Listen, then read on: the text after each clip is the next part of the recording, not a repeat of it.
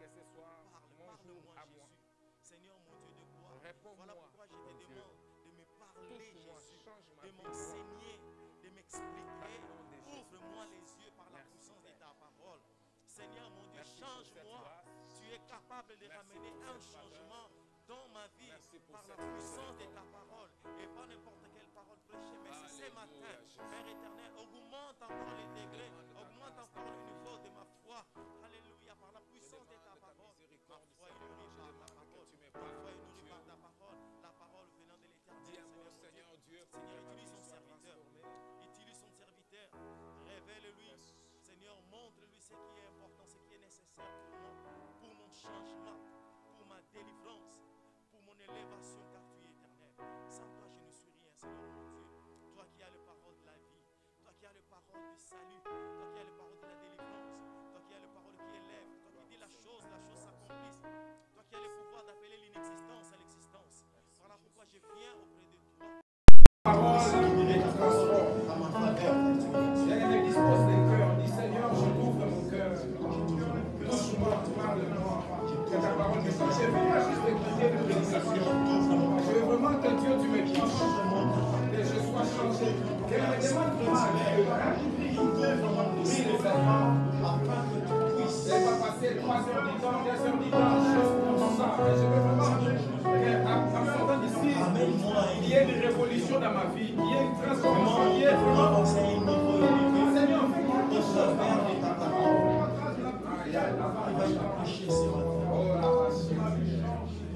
Merci, merci. Nous te rendons grâce, nous te remercions, Papa. Nous voulons partager ta pensée. Laisse que, Seigneur, tu nous transformes. Point ta parole et affecte nos vies. Dans le nom de Jésus-Christ. Dans le nom de Jésus-Christ.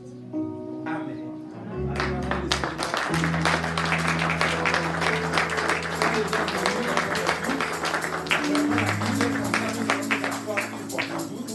Si nous pouvons lire la Bible ensemble, comme ça on va s'asseoir une fois pour toutes, s'il te plaît. Si tu peux encore rester debout juste pour lire la Bible. En fait, nous considérons que la Bible est l'autorité dans l'Église. C'est pourquoi nous la lisons debout. Maintenant, un seul texte. Comme ça, après, nous allons nous asseoir et les autres textes, je prendrai quand nous serons déjà assis. 2 Timothée dans la Bible de l'Ancien Testament. 2 Timothée, je remercie Dieu de revenir au milieu de vous. Amen. Et je rends grâce au Seigneur pour cette opportunité-là. Je ne sais pas qu'est-ce que j'ai fait pour préparer la bienvenue, mais il a choisi de me torturer aujourd'hui afin de prêcher. Dieu soit loué, nous étions là des prières. Et nous pensons d'être là. 2 Timothée chapitre 3. Notre prédicateur qui devait nous prêcher ce matin a eu un empêchement, une urgence familiale. C'est pourquoi je suis là pour le remplacer. Et je crois que ça, c'est le plan des humains que nous sommes. Nous avons prévu que lui prêche. Et je crois que dans les plans de Dieu, il n'y a pas d'imprévu. Amen. Amen. Hein? Et ce que je partage avec vous, c'est quelque chose que le Seigneur m'a inspiré hier. Et j'ai commencé juste à prendre des notes comme ça. Je ne savais pas que c'était pour vous ce matin, pour nous, parce que pour moi aussi. 2 Timothée chapitre 3, je commence au verset 1 et puis je vais descendre. J'ai lu au nom de Jésus-Christ. Sache que dans les derniers jours, il y aura des temps difficiles. Nous sommes dans les derniers jours. Hein. Sache que dans les derniers jours, il y aura des temps difficiles. Car les êtres humains seront égoïstes, amis de l'argent. On les voit aujourd'hui. Fanfarons, hautains, blasphémateurs, rebelles à leurs parents, ingrats, irréligieux, rejettent la prière, rejettent Dieu. Les hommes seront insensibles. On voit ces choses aujourd'hui. Les hommes seront déloyaux. On peut même parler de ça. Calomniateurs, sincèrement.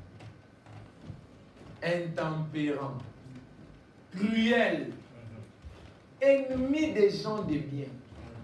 Parce que la Bible dit que nous deviendrons dans les derniers jours. Et c'est ce que nous sommes devenus, nous tous. Verset 4. Les hommes seront traîtres. Les hommes seront emportés, enflés d'orgueil. Aimant les plaisirs plus que Dieu. Est-ce que je peux répéter ça? Amen. Aimant le plaisir plus que Dieu. Le plaisir de manger n'arrive pas à jeûner. Le plaisir de dormir sur un lit de luxe n'arrive pas à prier la nuit. Le plaisir d'être au chaud dans sa maison. Le plaisir de la danse mondaine. Le plaisir sexuel et toute forme de plaisir qui ne sont pas mauvais, mais quand on les aime plus que Dieu, ça devient autre chose. Verset 5. Les hommes auront l'apparence de la piété, mais régnant ce qui en fait la force, ce qui fait la force de la piété, l'attachement avec Dieu. Éloigne-toi de ces hommes-là. On n'arrive pas à faire ça aujourd'hui. Nous éloigner de ces gens d'hommes-là. Je sais que cette personne est comme ça, mais je ne m'éloigne pas. Parce que Dieu nous donne de nous éloigner ce matin de ces genres de personnes. Donc, avec verset 6. Il en est parmi eux qui s'introduisent dans les maisons et qui captivent des femmes faibles, chargées de péchés, agitées par des passions de toute espèce. Et ces femmes-là sont dans des maisons. Ils ne sont pas dans des boîtes de nuit ou dans la rue, mais dans des maisons. Apprenant toujours et ne pouvant jamais arriver à la connaissance de la vérité. De même que Janès et Jambres s'opposèrent à Moïse, de même ces hommes s'opposent à la vérité, étant corrompus d'entendement, réprouvés en ce qui concerne la foi. Mais ils ne feront pas de plus grands progrès au nom de Jésus. Amen. Ils ne vont pas progresser. Ils ne vont pas avancer, ils ne vont pas réussir dans leur plan macabre. Et leur folie sera manifeste pour tous, comme le fut la folie de Janès et Jambres. Que Dieu soit loué. Amen. Et qu'il bénisse sa parole. Amen. S'il te plaît, assieds-toi sur la tête de tes ennemis. Verset 13.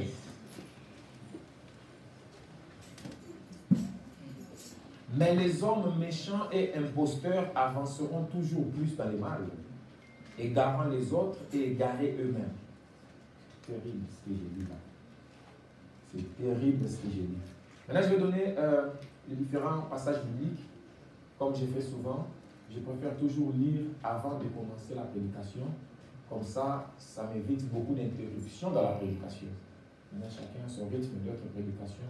D'autres prédicateurs préfèrent lire progressivement. Moi, je préfère aller comme ça je lis tout et puis j'avance une fois pour toutes. Chacun a sa façon de faire. Mais il y a des jours aussi où je lis pendant la prédication. Comme j'ai toujours dit souvent, l'insensé, il faut lui apprendre en le faisant soir et de dire ça, on fait comme ça, on fait comme ça. Mais le sage apprend aussi par l'observation. Jude chapitre 4, Jude chapitre 1, donc Jude dans qu'un seul chapitre, du verset 4 au verset 19. Jude, du verset 4 au verset 19. Jude chapitre 1, du verset 4 au verset 19. Exode chapitre 12, verset 38. Exode chapitre 12, verset 38. Je donne des textes pour que vous puissiez les noter, mais je pense que la régie va les mettre aussi ici, la liste des versets. Exode chapitre 12, verset 38. Et Nombre chapitre 11, verset 4. Nombre chapitre 11, verset 4. Normalement, ça va de 4 à 28. Mais je crois que je dirais seulement 4 ou 4 jusqu'à 6, quelque chose de ce genre-là. Jérémie chapitre 25, verset 20. Jérémie chapitre 25, verset 20. Donc j'ai dit Exode 38, Nombre 11, verset 4 à 28, mais je crois que je dirais seulement 4 jusqu'à 6. Exode chapitre, plutôt Jérémie 25, verset 20. Jude chapitre 1, verset 4 jusqu'à 19, mais je ne crois pas que j'irai jusqu'à 19. 2 Timothée chapitre 3, verset 1 à 2. Voilà, non, nous sommes allés dans 2 Timothée jusqu'au verset 10. Hein? Nous sommes allés jusqu'au verset 10 et puis nous avons sauté, nous avons lu 13. Pendant déjà 1 ou 2 semaines, nous parlons sur la méchanceté. Aujourd'hui, je vais parler sur la méchanceté dans l'église, mais je vais faire une introduction seulement. Parce que nous avons 2 grands thèmes que nous allons toucher à partir d'aujourd'hui. La méchanceté dans l'église, et après nous toucherons la méchanceté dans la famille. Et nous commençons la méchanceté dans l'église. La méchanceté dans l'église, nous parlerons de la méchanceté entre les assemblées ou entre les dénominations. La méchanceté entre les serviteurs de Dieu. entre des pasteurs, entre des ministres d'église. La méchanceté d'un pasteur envers ses collaborateurs. La méchanceté des collaborateurs envers leur pasteur. La méchanceté du pasteur envers les fidèles. La méchanceté des fidèles envers les pasteurs. La méchanceté des fidèles envers les collaborateurs du pasteur. Vous savez que ça existe aussi. Il y a des gens comme ça qui vont à l'église, qui ne croient qu'au pasteur. Vous savez que ça existe. Hein? Amen. C'est très dangereux. Il faut qu'on en parle aussi, cette forme de méchanceté-là. Et la méchanceté des collaborateurs aussi envers les fidèles, ça existe aussi beaucoup. Beaucoup aussi. Alléluia. Amen. Allez voir les pasteurs. Ok. La méchanceté dans la famille, nous parlerons de la méchanceté du père envers la mère. Ou de l'homme envers la femme. Nous parlerons de la méchanceté de la mère envers le père. Vous savez que ça existe. On parlera des gens comme Nabal. Et on parlera aussi des gens comme Jézabel, Athalie. Toi, tu vas écouter un joli nom, Athalie. On va voir ses œuvres dans la Bible. Et tu vas devenir un enfant de nom Jeannès, Jean-Bresse. La méchanceté des parents envers les enfants. Nous en parlerons aussi. Nous parlerons de la méchanceté des parents aussi et des enfants envers les autres enfants issus d'une autre relation. Des familles recomposées. Je parlerai aussi de la méchanceté des enfants envers leurs propres parents. Vous savez que ça existe. Surtout si les enfants ont grandi. Surtout. Parfois, on ne se rend pas compte combien nos parents souffrent. Parfois, vous savez, il y a un papa qui est allé chez les gens qui réparent les téléphones. Il dit, vérifiez un peu mon téléphone. Ils ont vérifié pendant 1 heure. Il dit, ça fonctionne. Il dit, oh, ça marche vraiment, mais pourquoi mes enfants ne m'appellent pas? Vous savez qu'il y a des parents comme ça, parfois leurs enfants leur demandent, ça va? Oui, ça va, mais ça ne va pas. Ça va, tu es? Oui, je suis là, je suis avec des amis, tout ça, mais il est avec personne. Mais ses enfants ne vont pas.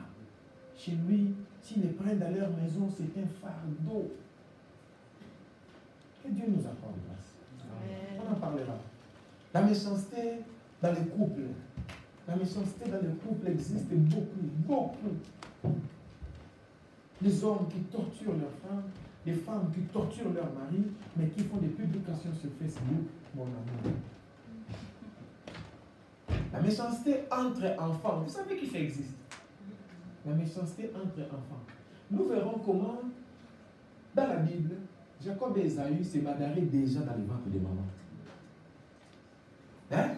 Ils se bagarraient déjà. Ils ne sont même pas encore nés.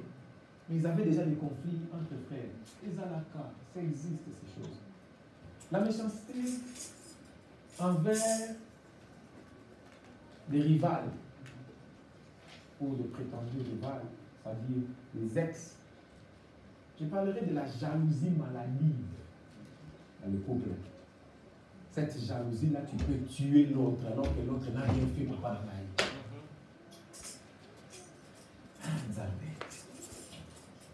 On parlera de ça, et on parlera de beaucoup d'autres choses. On parlera de cette méchanceté-là d'une personne. Vous êtes déjà séparés, mais il veut toujours parler avec toi pour torturer ton nouveau mari ou ta nouvelle femme. Il ne cherche même pas une relation avec toi, mais il veut seulement compliquer tout. Oh, frère Daniel, tu es musicien, il faut être là-bas avec les musiciens, quel que soit le temps. La méchanceté des ex, parfois, qui veut reprendre avec toi seulement pour te causer du tort. C'est-à-dire, il voit que vous êtes séparés, s'attendait à ton malheur. Comme il voit que tu te retrouves un peu de bonheur, il revient vers toi seulement pour t'enfoncer. On va parler de ça, on va désactiver ces esprits-là. Quand on finira de parler de la méchanceté doit tomber. Amen. On va parler de la méchanceté entre frères et sœurs, de Caïn. Abel ne lui a rien fait. Abel n'a pas parlé. On ne sait pas quelle prédication Abel allait prêcher. Parce qu'il avait des secrets. Qui lui avait appris que Dieu, il faut le chercher en tuant un animal, faire sortir le sang, faire couler le sang. Il pouvait nous aider dans beaucoup de choses. L'autel de Dieu est resté vide pendant des années à cause de Caïn. On parlera de ça et on va désactiver tous les méchants de nos familles. Amen. Alléluia. Ceux qui doivent mourir vont mourir avant la fin de ces thèmes. On va faire opération ratissage. Après, on va confiner tous les méchants. Amen. J'ai beaucoup d'opérations. Hein. Opération de distanciation spirituelle.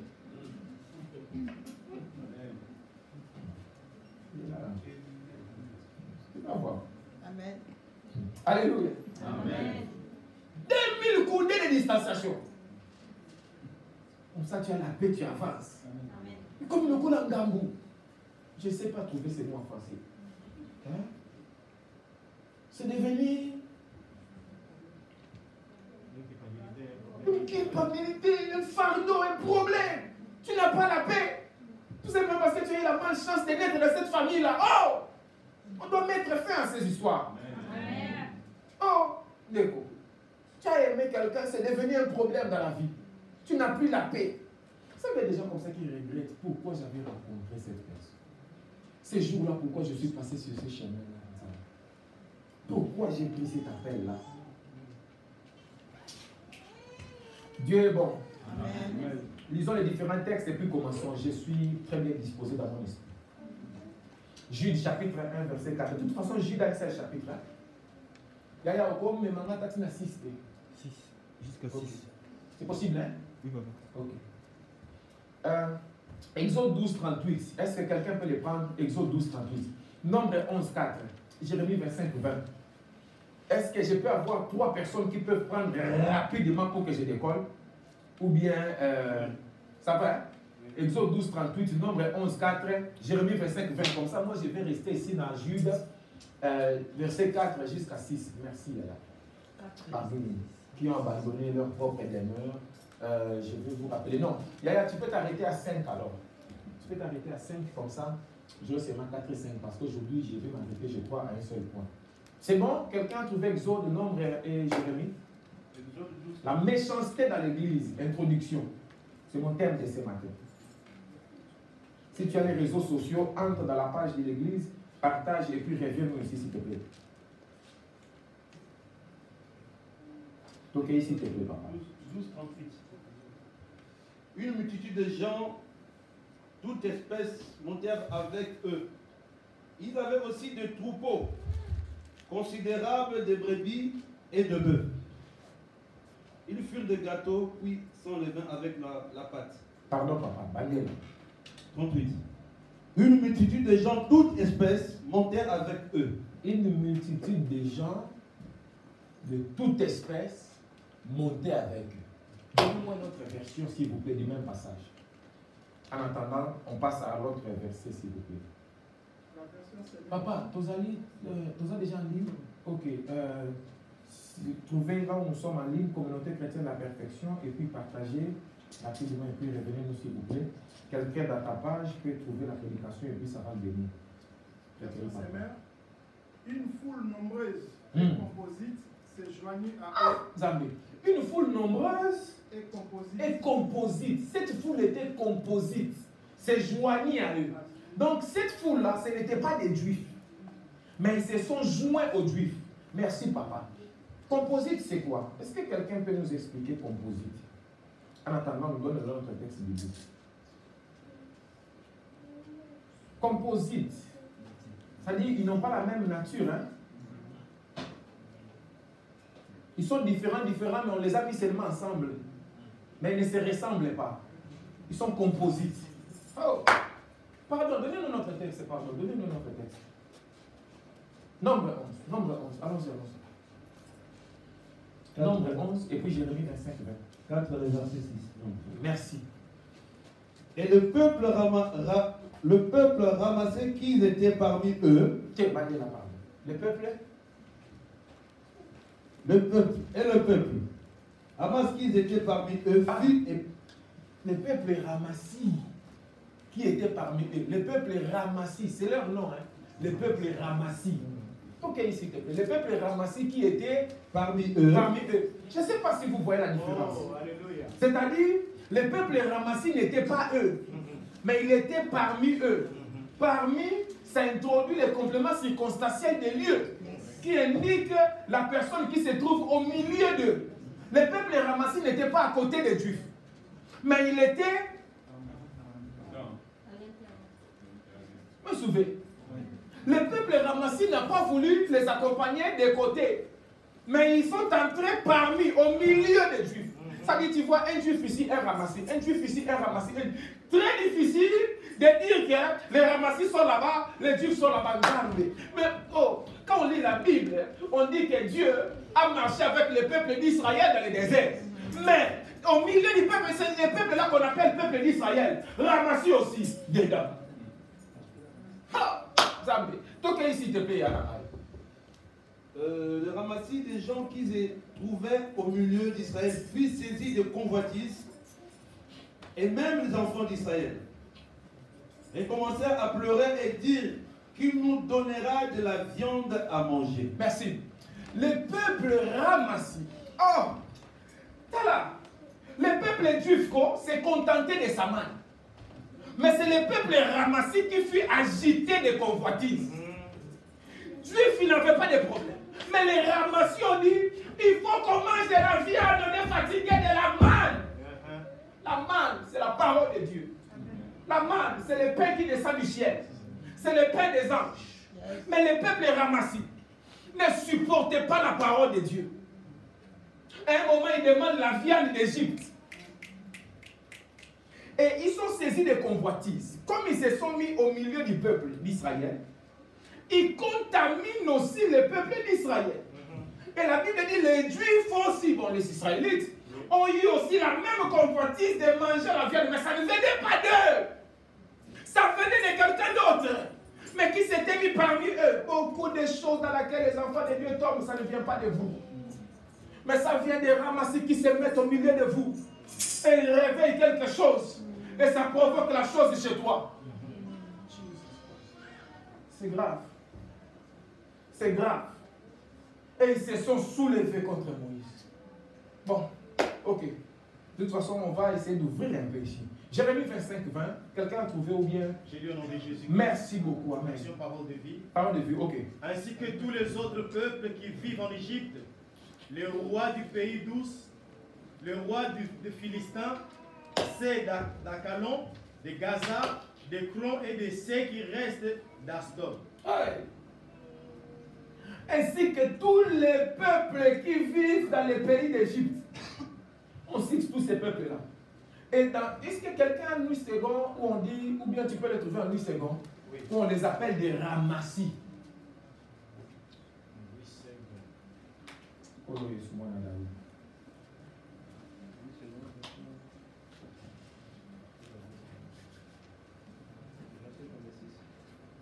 Aïe, aïe, aïe, aïe. Jérémie 25, 20. Mais il n'y a pas le ramassis. Ah, ok. J'avais les ramassis dans ma version que j'avais à la maison, mais ce n'est pas grave. Jérémie 25, 20, j'ai eu une version où on les appelait les ramassis. On dit tous ces peuples-là étaient des ramassis. On les cite. Il y en a même qui étaient des rois. Quelqu'un peut être roi, mais roi est ramassis. Terrible, hein? Ça, c'est Jude. Je reviendrai à Jude tout à l'heure. Vous en envoyez, papa. Fais ça, s'il te plaît. Ah, version papa. Les alliés, hein? Oui, version bonne Seigneur. Minoka. J'ai lu au nom de Jésus. Amen. À tous les ramassis de peuples vivant dans leur pays. Hey. À tous les rois du pays d'Où. À tous les rois des Philistins. À Ashkelon. Gaza. C'est là, papa, comme Moutou. Bandez-la, ma peuple, on a pardon. Écoutez, frères et sœurs, on les appelle des ramassis. Écoute leur nom, tant qu'il y a une gosse, s'il te plaît. À tous les ramassis de peuples vivants dans leur pays. À tous les rois. Zerna, c'est lui qui parle là, c'est le prophète Jérémie. Il est en train de prophétiser. Ça dit, il dit ce que Dieu dit de sa bouche. Même Dieu est en train de reconnaître que le ramassis existe. Même Dieu, quand il parle de la prophétie, il donne aussi la part des ramassis, que vous, les ramassis aussi auront leur châtiment. Dieu reconnaît que les ramassis sont là. Mais le problème, c'est nous, le peuple, qui marchons comme des aveugles. Nous ne voulons pas reconnaître que tous ceux qui ressemblent aux chrétiens ne sont pas des chrétiens. C'est pas parce que quelqu'un vient à l'église qu'il est chrétien. Amen. Beaucoup de gens ont épousé des païens.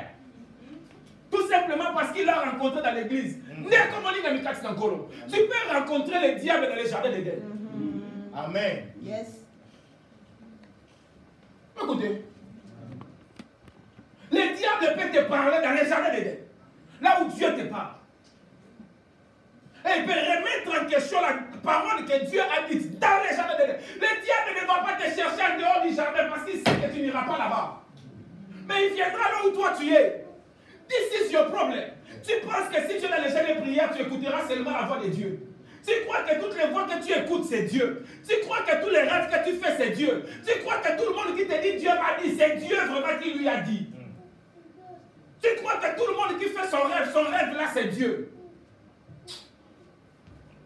À tous les rois du pays d'Out, à tous les rois des Philistins, à Ashkelon, Gaza, Ekron, et ceux qui restent d'Ashdod. Oh, merci. Nous avons des Philistins dans les églises, des Ashkelon dans les églises, des Ashdod dans les églises. Mais lui aussi il dit Alléluia. Amen.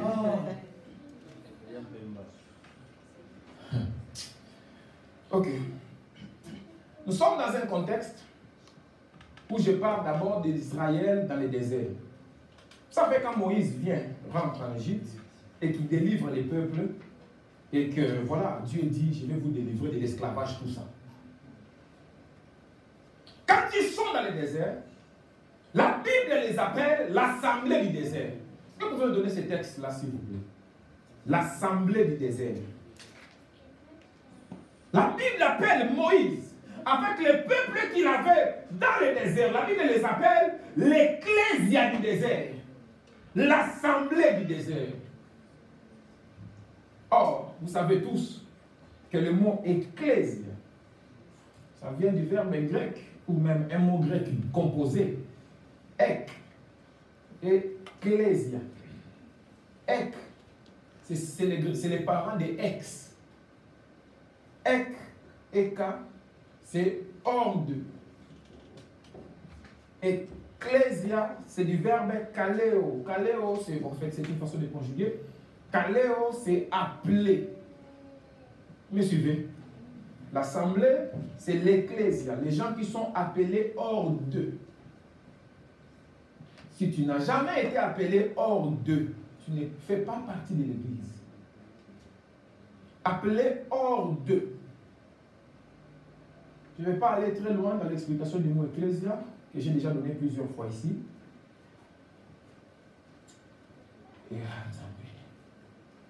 Est-ce que vous avez ce texte-là, l'église du désert, l'assemblée du désert?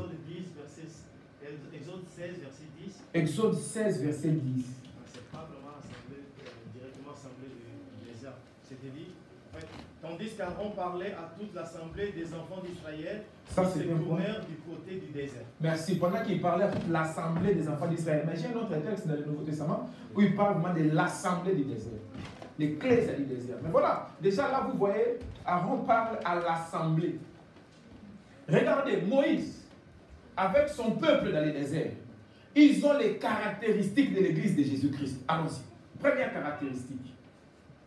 Ils avaient un pasteur. Leur pasteur, c'était Moïse. Et regardez leur pasteur. Leur pasteur a été appelé par Dieu. C'est une caractéristique de l'église. Quand le pasteur d'une église n'est pas appelé par Dieu, cette église-là ne vient pas de Dieu. Amen. Ici en Europe, là, nous avons beaucoup d'églises où le pasteur n'a pas un ministère. Mais il a bâti l'église à cause des circonstances. Parce qu'il s'est retrouvé dans une ville où il n'y avait pas d'église. Alors il a dit, les gens vont venir, on va commencer à prier seulement ensemble. Jésus est ici, alléluia. Il s'est retrouvé bichon. D'autres ont bâti des églises par colère ou par dispute. Parce qu'ils se sont disputés avec les pasteurs de l'église. Lui aussi s'est fâché, ne vient plus à l'église. Comme il avait ses amis, ses potes dans l'église, ses amis, ses potes là, par des accointances, par des familiarités, eux aussi n'arrivent plus à venir à l'église parce qu'ils ont prêté allégeance à celui-là. Et du coup, il s'est retrouvé comme leur leader. Il n'a pas l'appel au ministère. Mais comme il ne connaît aucune autre forme de fonctionnement que l'église, il commence l'église. Or, Dieu n'appelle pas tout le monde seulement à être ministre de Dieu. Tu peux être leader, mais sans être ministre de Dieu dans l'église. Le leadership de Dieu n'est pas seulement pour prêcher la parole. Il y a beaucoup de domaines dans la Bible. David avait des soldats qui maniaient les javelots, l'autre maniait l'épée, l'autre maniait l'arc, l'autre se battait à main nue, l'autre. Chacun a un domaine, yaya. Ce n'est pas seulement la prédication qui est l'élévation. Amen. Et la prédication, ce n'est pas le ministère. Parce que même quelqu'un qui n'a pas le ministère peut prêcher. Amen. Beaucoup de gens pensent que s'il prêche, il a le ministère. Quelqu'un peut bien prêcher, mais il n'a pas le ministère, mais il prêche bien. Parce que la capacité de bien prêcher, ce n'est pas le ministère. Oh! Je ne sais pas si je parle à quelqu'un. Amen. Et ce n'est pas tout le monde qui a le ministère qui doit bâtir une église. Ce n'est pas tout le monde qui a le ministère qui doit bâtir une église. Amen. Ce n'est pas tout le monde que Dieu appelle qui doit bâtir une église. Ce n'est pas tout le monde qui est ministre de Dieu. C'est pour cette raison, moi, je reçois des ministres de Dieu pour travailler avec moi. Beaucoup de pasteurs ont peur que le ministre de Dieu vienne de l'extérieur, vienne de dire, oh non, tout ministre de Dieu a une vision. C'est faux. Ce n'est pas tout ministre de Dieu qui a une vision pour bâtir une église. Tout ministre de Dieu a une vision, mais ce n'est pas seulement pour bâtir une église. Il peut avoir une mission humanitaire. Il peut avoir une mission de business. Il peut avoir une vision même spirituelle, mais dans d'autres domaines qui l'obligent d'être membre d'une église, mais il accomplit son ministère. Le ministère de l'autre ne peut pas être un danger pour moi. Donnez-moi acte, s'il vous plaît. Ah, C'est ça, papa. Ok, pardon. Ah, il y a moi, papa, merci ça déjà. Merci. C'est celui qui, lors de l'assemblée au désert, étant avec l'ange qui lui parlait sur la montagne de Sinaï et avec nos pères, reçut des oracles vivants pour nous les donner. Dans la Bible, Moïse a reçu des oracles vivants.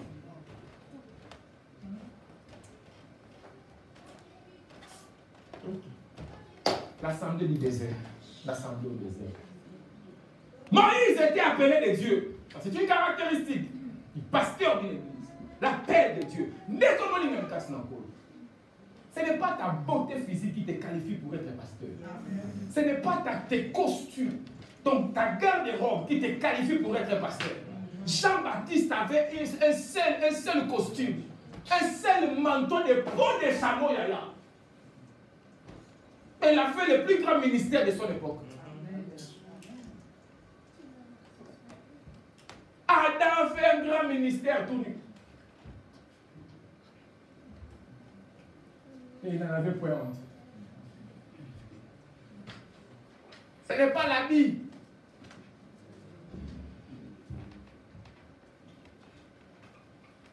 Moïse avait l'appel de Dieu.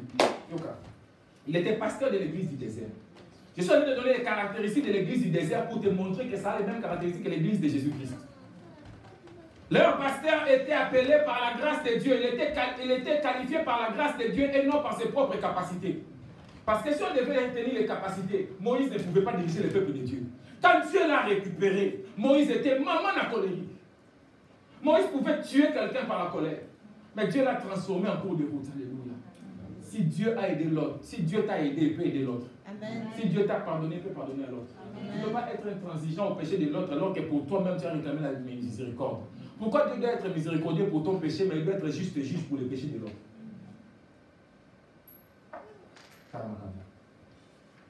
Je vous dis que ce n'est pas pour les habits, mon mouton est tombé. Moïse était pasteur par la grâce de Dieu et non par ses propres capacités. Déjà, il ne savait même pas parler. Or, beaucoup de gens pensent que le ministère, la principale activité du ministère, c'est prêcher. C'est pour cette raison. On a dit confinement fermer les églises. Les églises sont mortes. Parce qu'ils n'avaient pas de ministère. Ils n'ont pas l'appel de Dieu. Ou bien ils ont pensé que leur ministère, c'est prêcher dans les églises. Du coup, quand on lui dit tu ne prêches plus, il ne trouve plus quoi faire. Vous savez, il y a des gens comme ça dans les églises. Quand on lui dit tu ne vas plus prêcher pendant telle période, il est perdu, il quitte l'église.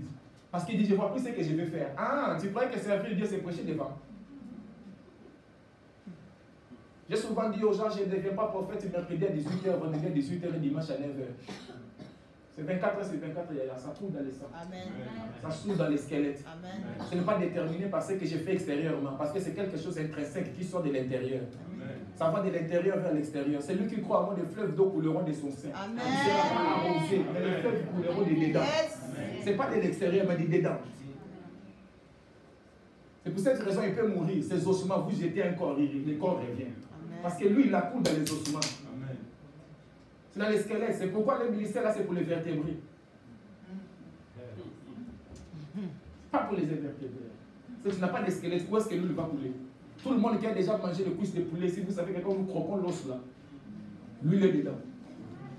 Je connais quelqu'un, lui, il connaît tout ça dans les restaurants, il va les croquer à la maison. Pour la KFC, là, c'est pas ça, non, pas Dieu. Il les connaît des fois à la maison, vous savez bien les croquer. Ça fait partie de son argent, il a payé pour ça aussi. Quand vous croyez que Joseph dit aux gens, vous devez amener mes ossements par esthétique. Vous devez amener mes ossements pour des raisons que je ne vais pas seulement dire aujourd'hui. Première raison, parce que lui, il avait l'alliance d'arc-en-ciel contre l'eau. Il sait que vous allez rencontrer l'eau sur votre route. Et vous devez avoir quelqu'un qui a l'alliance de l'arc-en-ciel pour ouvrir l'eau pour vous. Mais il savait aussi qu'un jour, le Seigneur va crier sur la montagne de Golgotha. Et ce jour-là, les saints vont réapparaître. Mais si mes ossements ne sont pas dans la terre sainte, comment je peux réapparaître?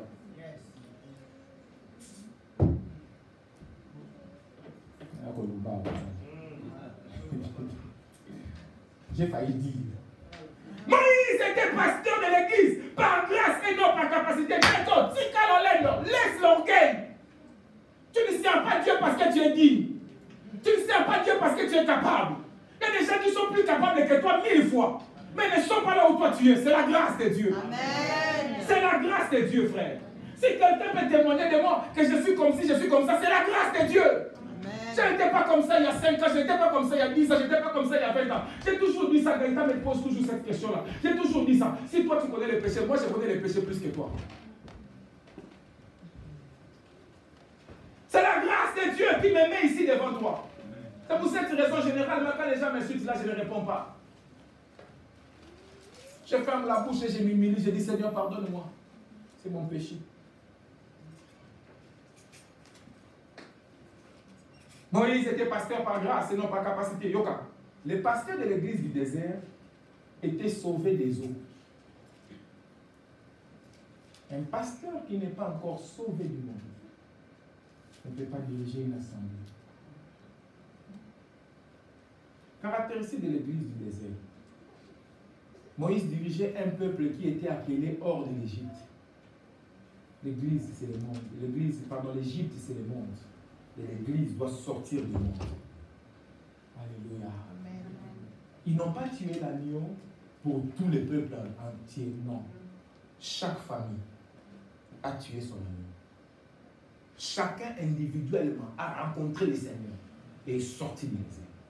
Chacun a marché avec ses jambes pour sortir. Caractéristique de l'église du désert qui ressemble à l'église de Jésus-Christ. Ils ont été sauvés par le sang de l'agneau. Alléluia.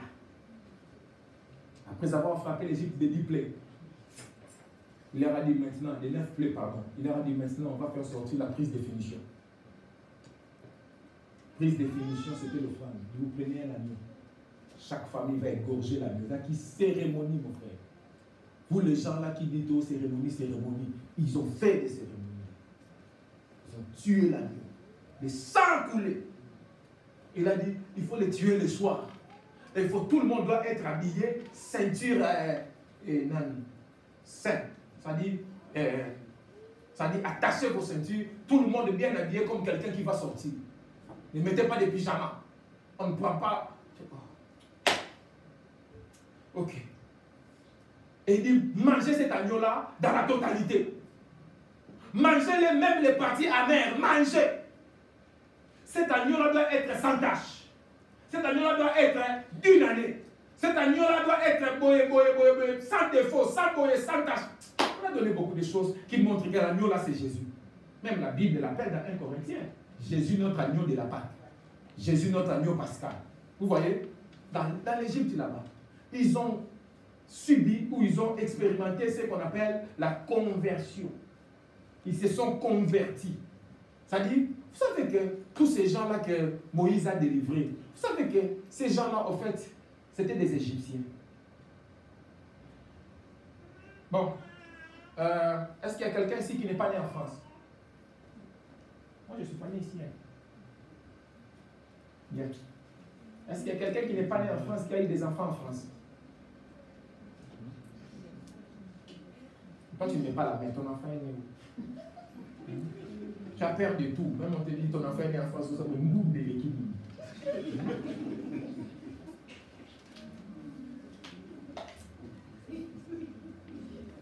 Trop de dossiers. Hein?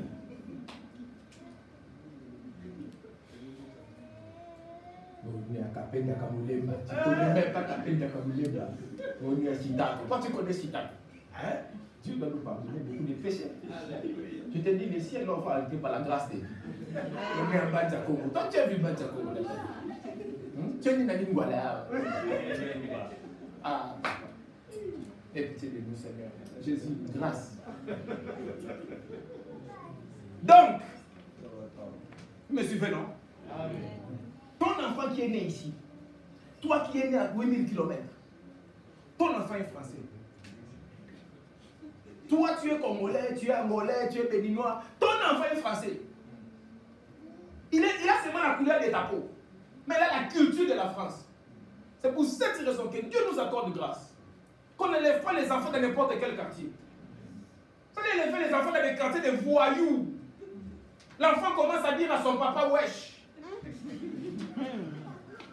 Bon, je ne sais pas si c'est wesh, c'est une autre langue arabe, mais moi je considère que c'est la langue peut-être des voyous, peut-être je ne connais pas, je risque de dire des bêtises. Mais l'enfant commence à te dire des langages déplacés, tu vois. Il commence à te parler en français renversé.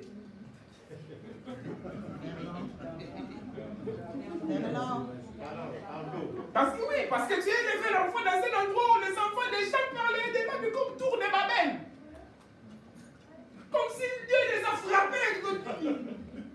Les diverses langues maintenant est compliqué. La maison devient compliquée. Que Dieu te fasse déménager. Hein?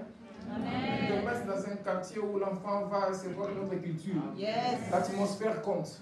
Amen. L'atmosphère compte. L'environnement compte. Amen. C'est pour ça que le capi ne vit pas partout. Yes. C'est pour ça que les palanques ne vivent pas partout. Amen. Parce que l'atmosphère compte. Vous savez que les perroquets ne se multiplient jamais en cage, en captivité. L'atmosphère compte. Ils ont expérimenté la conversion des Konama. Ils étaient des Égyptiens, ces gens-là. Ils sont nés en Égypte. Leur sang était juif. Leurs parents étaient juifs. Mais ces gens-là sont nés en Égypte. Ils ont grandi en Égypte. Deuxième chose, c'était des esclaves dans le sang. Ils sont nés esclaves. 4 siècles d'esclavage. Ils n'ont appris aucune autre mentalité que l'esclavage. Maintenant, Dieu fait grâce, on va les délivrer. Mais avant de les délivrer, ils doivent d'abord manger l'agneau. Yes. Tu ne peux pas entrer dans une loge sans les bains initiatiques et sans les repas initiatiques. Les loges, c'est logement, maison. Et la maison de Dieu, c'est l'église. La loge de Dieu, c'est l'église. Pour rentrer aussi dans l'église, il te faut un bain initiatique et un repas initiatique. Le repas initiatique, c'est l'agneau. Il faut manger l'agneau dans sa totalité. Nous avons aussi notre bain initiatique qui est le baptême. Baptême. Si tu n'es pas baptisé cette semaine, je dois te baptiser dans l'eau. Donne le nom, papa, bienvenue. Cette semaine, je vais te plonger dans l'eau de Miribel. On va les transformer dans l'eau de baptême. Yes. Amen. Amen. Ces gens ont subi, ont expérimenté la conversion. Ils ont mangé l'agneau et ils ont été transformés, ils sont devenus des enfants de Dieu. Et ils ont été délivrés de Satan. Ils ont été délivrés de Pharaon. Ils ont été délivrés de la main de Pharaon. Frères et sœurs, quand tu es chrétien, il y a certaines personnes, il faut la délivrance. Je répète cette phrase et je ne la dis pas de façon anodine. Certaines personnes, il faut la délivrance. Tant qu'ils ne sont pas délivrés, ils ne pourront pas vivre une vie chrétienne. Ils sont déjà chrétiens, mais certaines choses, on doit les chasser de toi. Des démons amènent des maladies. Des démons amènent des comportements bizarres, compliqués. Il te faut des délivrances en sortant d'Égypte pour que tu n'amènes pas l'esprit de Pharaon dans la terre promise. Ils sont passés par les baptêmes dans la mer Rouge, comme nous aussi nous passons par les baptêmes. Ils ont reçu aussi les baptêmes du Saint-Esprit quand la Shekinah est descendue sur eux. Nous aussi. Ils ont été conduits par le Saint-Esprit, par la colonne de feu, la colonne de nuée qui les conduisait dans les déserts. Comme aussi l'Église est conduite par le Saint-Esprit. Ils avaient un lieu de culte, le temple, le tabernacle. Comme nous aussi nous avons des lieux de culte, comme celui-ci. Vous voyez combien cette Église du désert ressemble à l'Église actuelle. On a les mêmes caractéristiques. Un pasteur le conduisait en suivant la direction divine.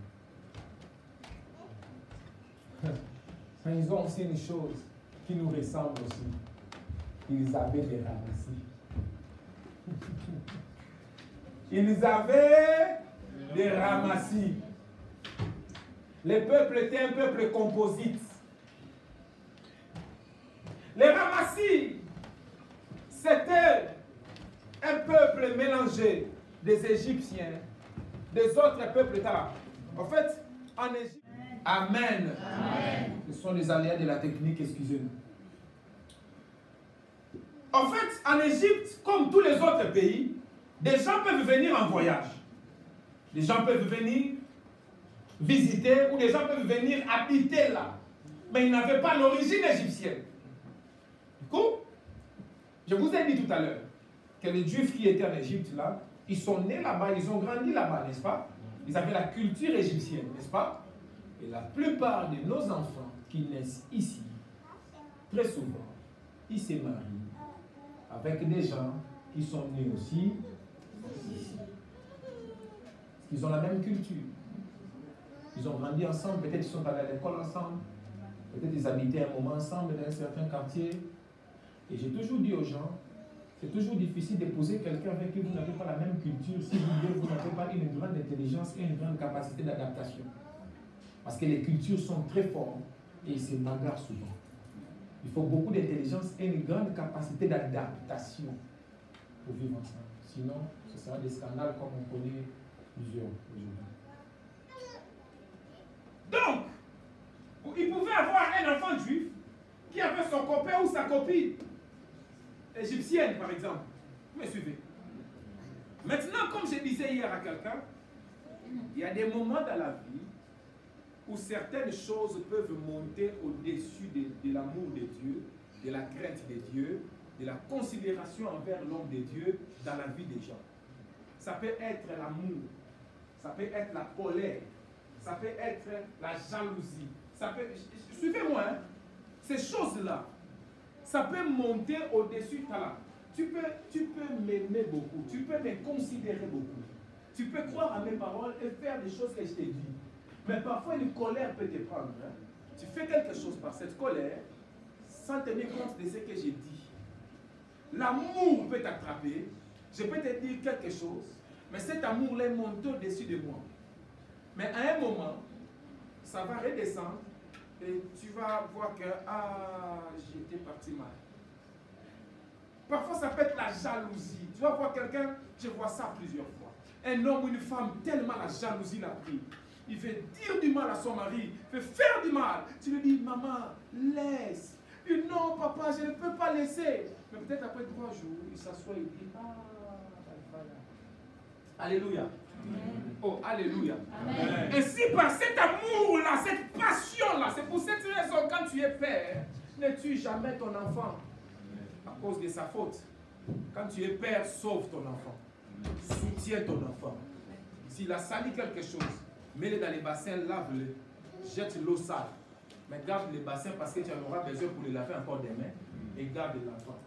Mais ne jette pas l'enfant et les bassins. Jette seulement l'eau sale. Garde-la. Ne garde pas l'eau sale parce que ça va te rappeler la saleté que l'enfant a amenée dans la maison. Jette l'eau sale pour oublier. Vous me suivez? Amen. Je parle de ces passions-là. Ça peut prendre quelqu'un. Ça peut prendre quelqu'un. Les passions, ça peut prendre quelqu'un. Et ça peut attraper comme ça. Et quand Moïse dit, nous allons partir. Les copains ou la copine dit, ma copine va partir, mon copain va partir. Je ne sais pas où il part. Dans notre pays, on dit, Massou et Mémie, mon anneau, mon ta côté. Ça dit, ces musiciens-là disaient, ma copine est partie ou mon copain est parti, je ne sais plus si c'était l'homme ou la femme. Il dit, je pars, le bateau t'a amené, ma femme. Le bateau t'a amené, je ne connais pas la traduction de mon anneau et mon taco. Et maman Pierrette, tu veux y mon taco. En tout cas, il était en train d'expliquer que...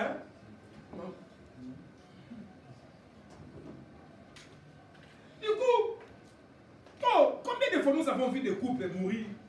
Quelqu'un qui s'est marié à des enfants et son copain ou sa copine là, qu'il avait laissé longtemps, revient et dit c'est le voyage qui nous avait séparés. Maintenant nous nous retrouvons, Facebook nous a rassemblés. On en a beaucoup, vous savez qu'il y en a beaucoup. Je vais t'exhorter ce matin. Si tu es déjà marié, avance. Celui-là, Dieu n'a pas permis, Dieu n'a pas permis. Avance, c'est la vie. On ne peut pas tout avoir. Peut-être aussi tu ne sais pas de quoi Dieu t'a préservé. Alors, dans les ramassis, il peut y avoir des gens comme ça qui sont pleins d'amour et qui suivent leurs amours. En fait, lui n'a rien à voir avec la foi des Juifs. Lui n'a rien à voir avec la terre promise. Lui s'en fout. Lui, sa terre promise, c'est Antoinette. Lui, sa terre promise, c'est Valentin. Il y a Valentin. Dis-moi mon Valentin. Moi, c'est papa qui dis-moi, c'est mon Valentin. Donc, vous êtes délivré. Vous allez sortir. Lui n'est pas là-bas. Oui, moi, mon problème, c'est maman Nasa. Mais moi, mon problème, c'est papa Fleury. Donc, quand vous vous sentez là, nous irons dans la terre promise. Et la chérie, la chérie, là, nous nous sentons, nous irons dans la terre promise. Mais lui, il chante, mon amour, ma chérie, ma copine, je suis avec elle. Quand je prêche là, tu vois quelque chose là? Ah. On a déjà comme ça, la meilleure partie du culte pour lui, c'est la fête du culte. Quand même, tu sais pourquoi, non? Parce que quand le culte est fini, c'est là où son amour commence.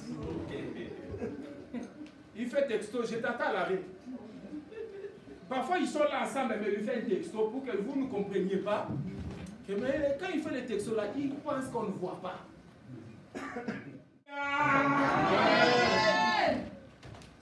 Tala, j'ai toujours dit aux gens, l'église ne doit pas être à l'endroit où tu viens faire l'Ikelemba.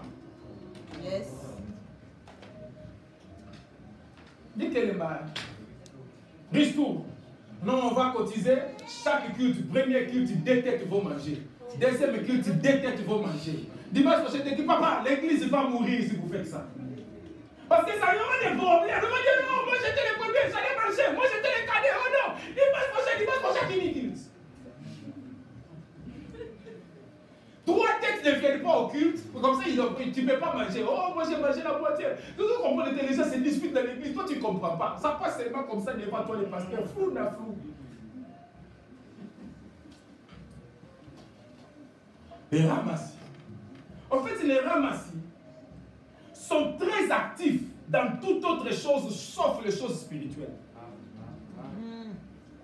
Les ramassis, ils sont très actifs dans toute autre chose sauf les choses spirituelles. Si vous voulez voir la puissance des ramassis dans l'église, ayez seulement un problème dans l'église, papa frère. Oh, c'est les ramassis qui amènent ça, maman Dorcas. Tu ne sais pas. En ces derniers temps, dans l'église là-bas, c'est chaud. Lui, il a dit comme ça. Après, l'autre a fait comme ça. Après, je l'ai enregistré. Je te dirai dimanche prochain, ça va barder. Apôtre va les prononcer devant tout le monde. Il faut poser la mine. Tu vas beaucoup attendre, maman. Ici, là, tu vas attendre longtemps. Si c'est le domaine des maîtres. Amen. Je répète, ici c'est le domaine des maîtres. Amen. Alléluia. Amen. Les ramassis, c'était des gens qui ont suivi les Juifs, peut-être par amitié. Tu vois?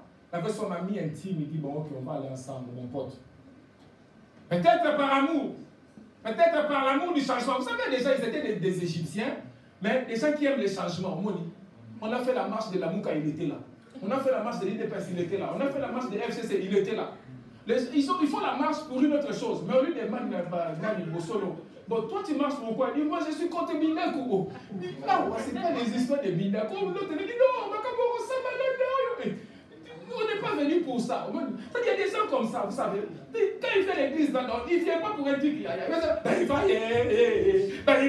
J'entends beaucoup de Maïfaïa. Alors moi aussi je vais aller. Au fond, là, elle est zéro ni bon moutou, tu gères. Mais il est là, Maïfaïa. Alléluia. C'est vrai ce que je vous dis. Ce sont des gens dans les cultes, sa voix ne sort pas. Mais quand les cultes finissent, ma Cécile,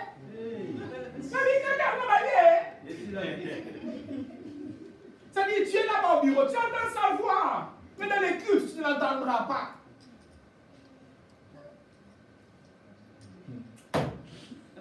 Les ramassis, il y a d'autres qui ont suivi Israël par révolte. Ça dit, ils étaient révoltés contre les règnes des pharaons. Ça va barder. Vous savez, les gilets jaunes là, tu crois que tous les gens qui sortent gilets jaunes là, ils savent de quoi ils parlent. L'autre là, ils sont des gilets jaunes là, lui s'en fout. Quel que soit vous voulez parler Macron, vous voulez parler Sarkozy, lui son problème c'est le bas. Il aime cette ambiance là. Il a son truc jaune. Il marche le samedi. Tout le monde fera.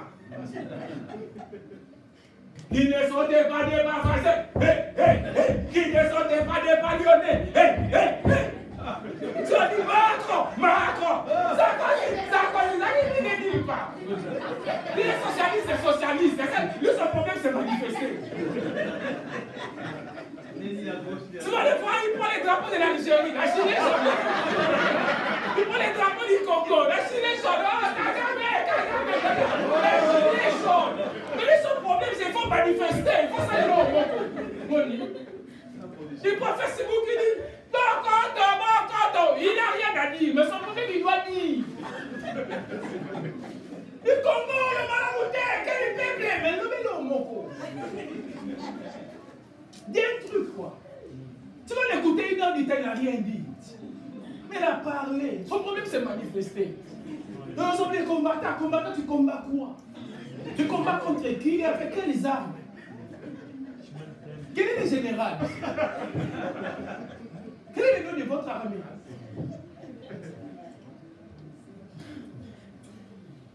Est-ce que c'est le bon combat, ça? Hein?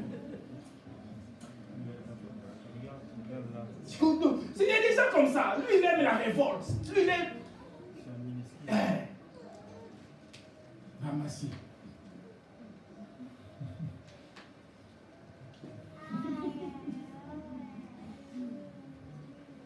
L'église locale a aussi ses ramassis qui amènent toujours de mauvaises choses dans l'église.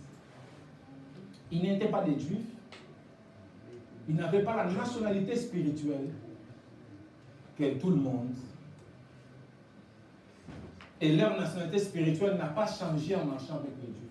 C'est ça les dangers avec les ramassis. Les ramassis ont marché avec Israël 40 ans dans le désert.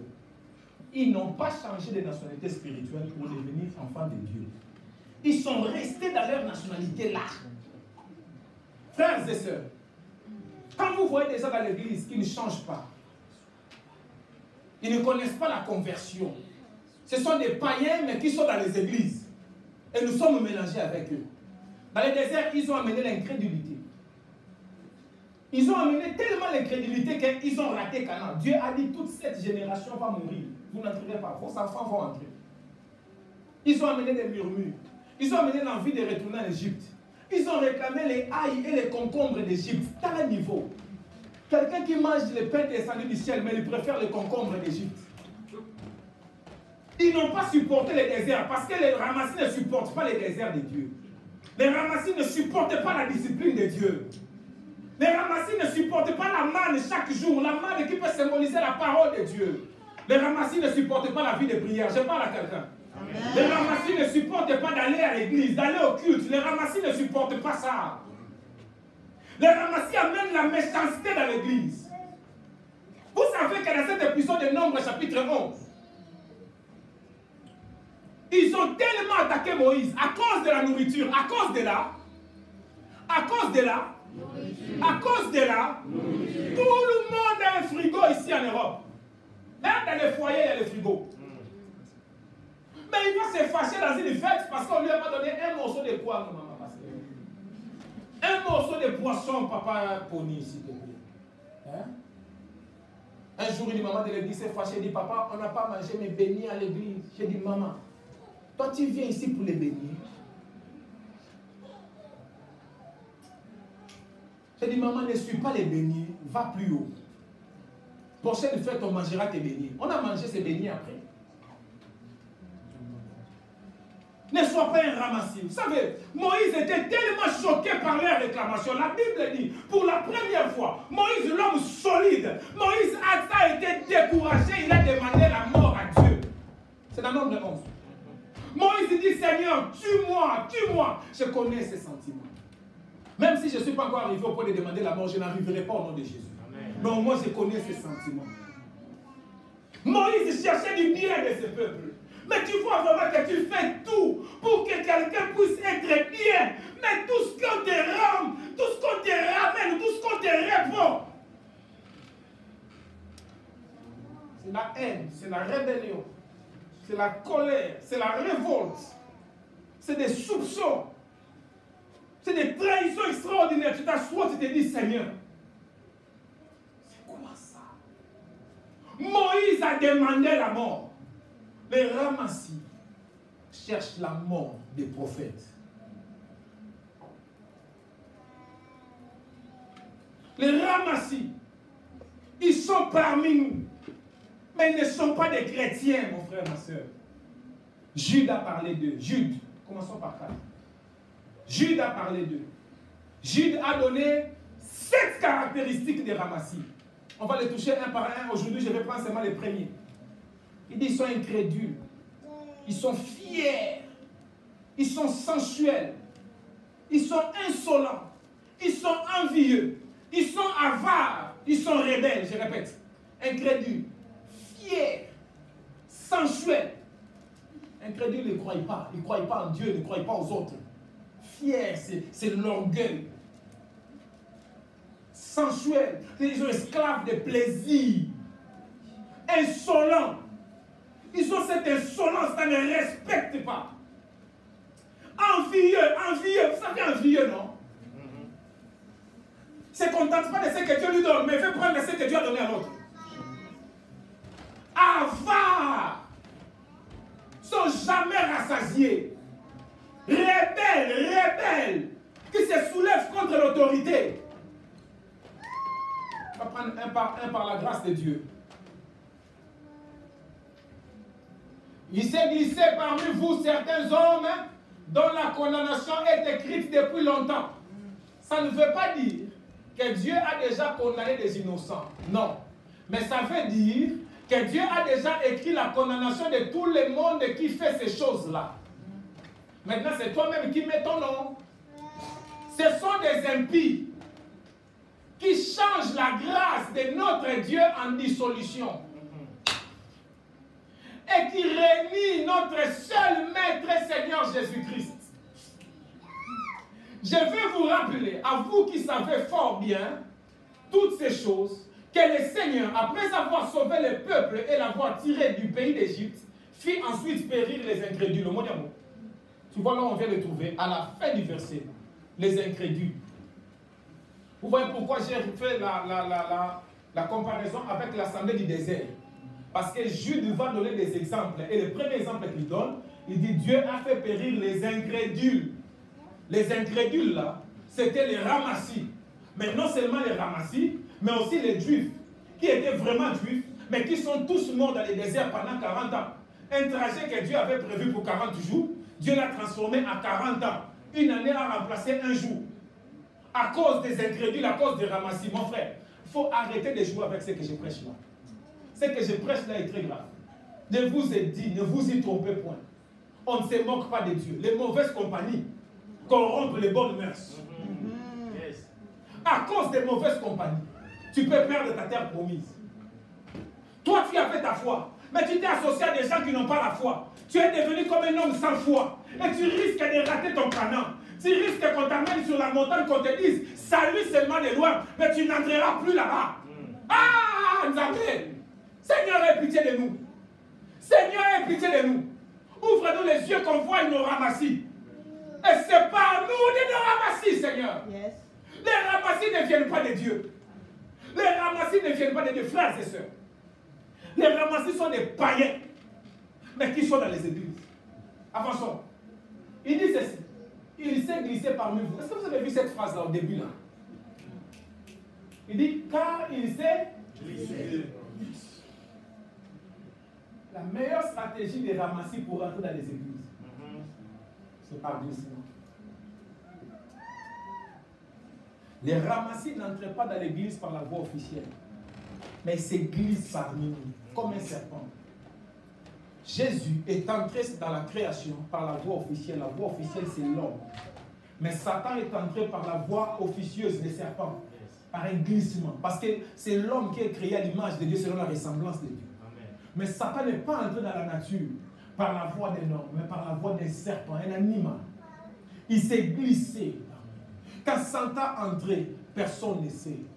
Mais on a retrouvé seulement les œuvres de Satan dans les jardins d'Éden, en train de parler à Ève. Mais à quel moment il s'est glissé? Il a fait combien de temps dans le corps du serpent avant de parler à Ève?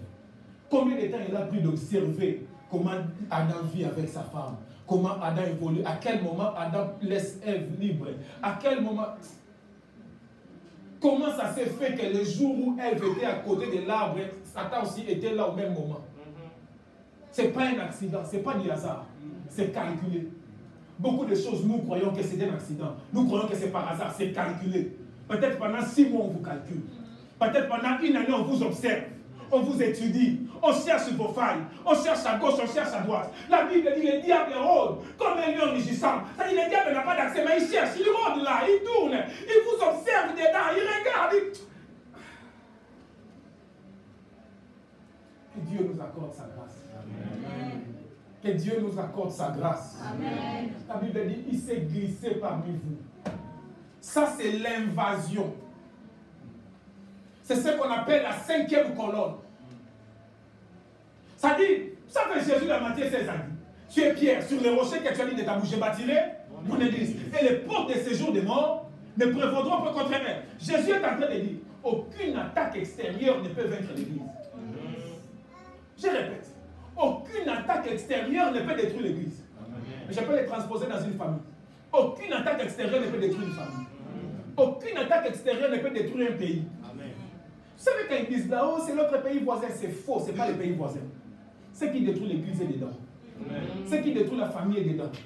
Ce qui détruit le pays est dedans. Il s'est glissé parmi vous. En fait, vous savez cette histoire de la 5e colonne.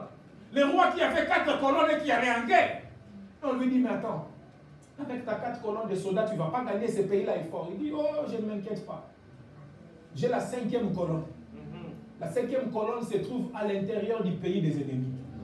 Ils sont entrés là-bas depuis longtemps. L'un est entré là-bas comme un vendeur. L'autre est entré là-bas comme un tailleur. L'autre est entré là-bas comme un chauffeur de taxi. Donne-moi quelque chose. L'autre est entré là-bas comme un maçon. Il construit leur maison. Il connaît les plans de leur maison. L'autre est entré là-bas comme un charpentier. L'autre est entré là-bas. On le voit seulement comme un fou dans la route. Or, ce n'est pas un fou. 5e colonne. Il vous étudie, il nous donne des plans, il nous donne des choses. Il nous dit à quel moment on peut entrer, quel est le pas. Oh, nous amène à bon ceux qui m'ont combien de l'ébo la guerre est Bokota. Je vais traduire. Si dans les pays il y a beaucoup trop de fous, ayez peur, la guerre va entrer. S'ils ne sont pas tous des fous, ils se mettent dans des carrefours, ils se mettent dans des endroits stratégiques du pays. Ils sont là. Vous savez que dans la Bible, il y a quelqu'un qui a reçu l'onction du Saint-Esprit, qui avait l'onction des prophètes, l'onction des rois, mais il s'est déclaré comme fou à un moment. David. On a voulu le tuer. David a fait le fou. Il a commencé à faire sortir la salive. Il a fait vraiment comme un fou, à tel point que le roi a dit, vous m'amenez un fou. Or, ce n'était pas un fou, il était en face d'un roi, il était en face d'un prophète. Mais il a fait le fou pour les besoins de la survie. Ce n'est pas tous ceux que tu vois fous là qui sont fous. Peut-être il est plus intelligent que toi. Yes. Ils se sont glissés parmi nous. Et ces gens dans la 5e colonne est entrés dans la ville avant l'arrivée de l'armée. Ils sont déjà affaiblis, ils sont à des endroits stratégiques. Et quand l'armée va venir, ils vont seulement signaler, nous sommes là. Et c'est eux qui ouvriront la porte. Vous ne comprenez pas. La porte était barricadée. Comment ils sont entrés? La 5e colonne était dedans, on était déjà envahis. L'église de Jésus est envahie par des ramassis. Ils se glissaient parmi vous. Ils se sont glissés. Ils se sont glissés. Ils ne sont pas entrés par la conversion. Ils ne sont pas devenus des enfants de Dieu. Mais ils sont venus parce que leur maman les a amenés. Leur papa les a amenés. Leur fils les a amenés. Ils sont venus parce qu'ils ont un intérêt. Ils sont venus parce qu'ils suivent sa femme. Ils sont venus parce qu'elle suit son mari. Oh, il ne vient pas à l'église pour prier. Mais il vient pour contrôler son mari. Pour contrôler sa femme. Est-ce qu'il parle avec les frères? Est-ce qu'elle parle avec les sœurs? Comme il veut contrôler ses enfants. Il vient à l'église pour faire une bonne figure. Il vient à l'église parce que les parents lui ont dit, si tu viens, on va t'acheter cette paire de baskets Evans. Une mot. Alléluia. Je ne sais pas si vous me suivez. Les ramassis n'ont aucun goût de la prière. Ils n'ont aucun goût de la parole de Dieu. Vous savez, un vrai enfant de Dieu, quand on prêche comme ça fait quelque chose dans son cœur. Ça bouillonne, ça fait comme quelqu'un qui mange un truc bon. Il a le plaisir à écouter la parole de Dieu. Je peux rester là toute la journée. J'écoute la parole de Dieu parce que j'ai un goût, j'ai un plaisir. Parce qu'il y a quelque chose de Dieu qui est né en moi. Je suis devenu une nouvelle créature. Mais les ramassis ne ressentent pas ce plaisir-là. Les ramassis ne comprennent pas. Vous venez vous asseoir 2 heures du temps. Vous faites quoi? C'est pourquoi quand on prêche, il dort. Il a sommeil. Les ramassis n'ont aucun goût des choses de Dieu. Vous savez, un vrai chrétien, on ne peut pas les forcer à aller à l'église. Ma femme ne se sentait pas bien. Peut-être la fatigue du voyage. J'ai dit, chérie, reste à la maison. Elle dit, je ne reste pas. Elle était prête avant moi. Tous les jours chez toi, c'est la dispute. Tu vas aller à l'église, tu vas aller à l'église, tu vas à l'église, ramassis. Il n'est pas chrétien, que Jésus les rencontre ce matin. Amen. Tu es là, tu me regardes à la maison, tu pouvais venir à l'église. Mais tu as préféré t'asseoir en pyjama pour me suivre en ligne. Même en ligne, là, tu me suis en partie. Tu n'es pas un chrétien, tu es un ramassis. Vous savez, les ramassis peuvent faire 10 ans dans l'église. Dans l'église de Moïse, les ramassis ont fait 40 ans. Ce n'est pas parce qu'il a fait 40 ans qu'il est devenu chrétien. Il doit rencontrer l'agneau. Il doit passer les baptêmes. La conversion, devenir un enfant de Dieu.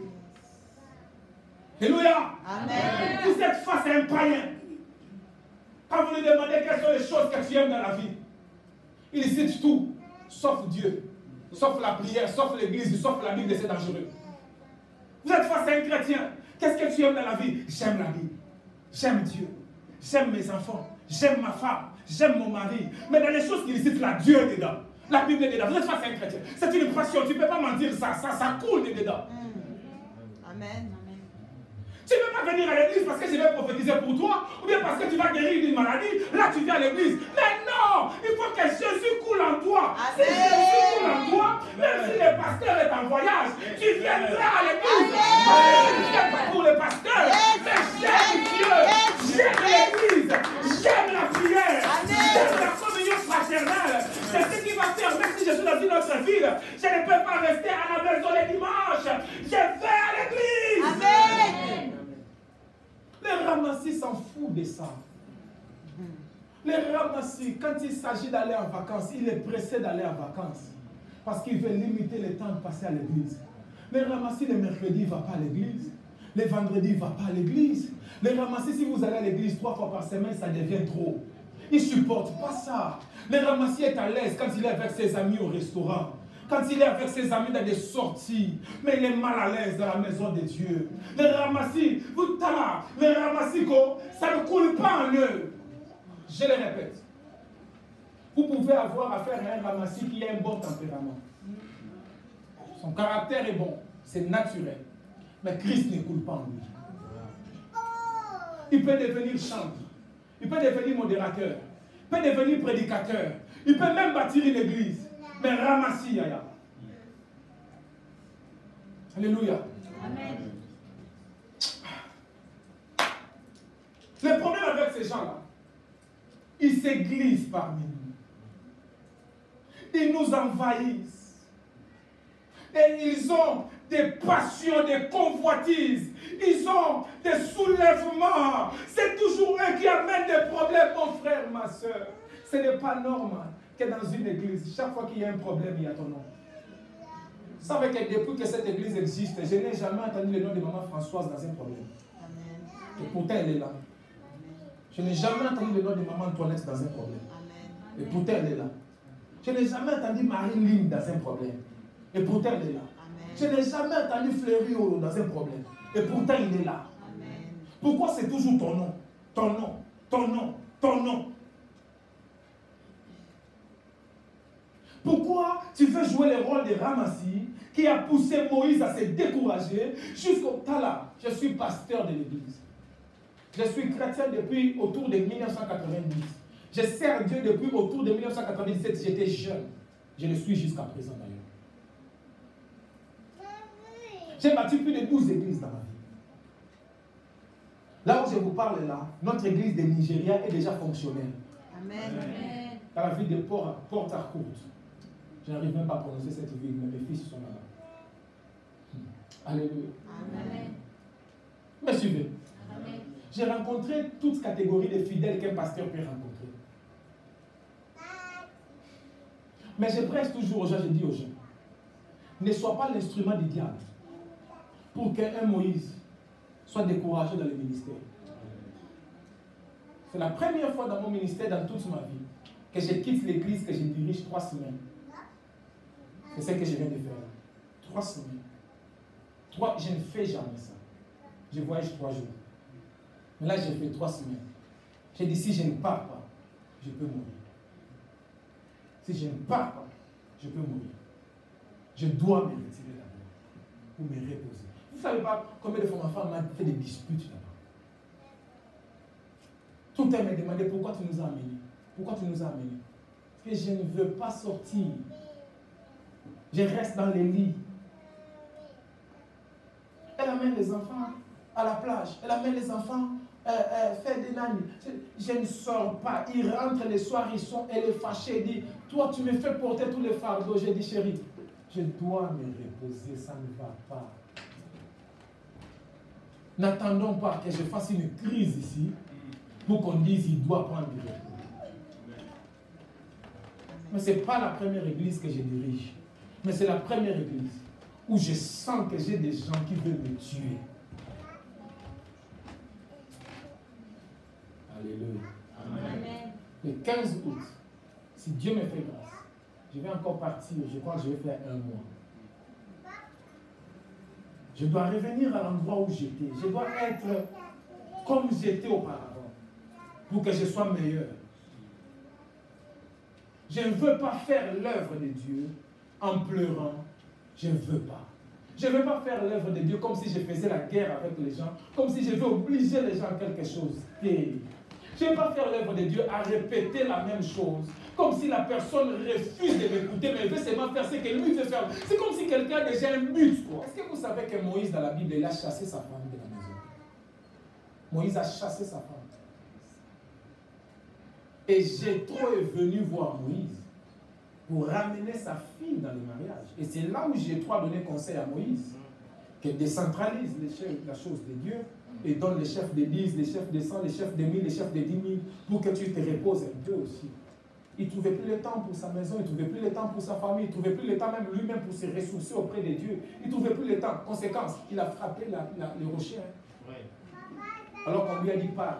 Mais il a frappé, et il a frappé 2 fois pour voir qu'il avait vraiment perdu le contrôle. Il a frappé 2 fois, Yaya.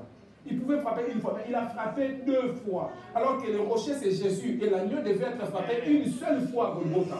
Mais il a frappé 2 fois. La première fois, d'accord, mais on ne peut pas frapper l'agneau 2 fois. Si on compte la première fois, on lui avait dit frappe là. Ça fait 3 fois que Moïse a frappé le rocher.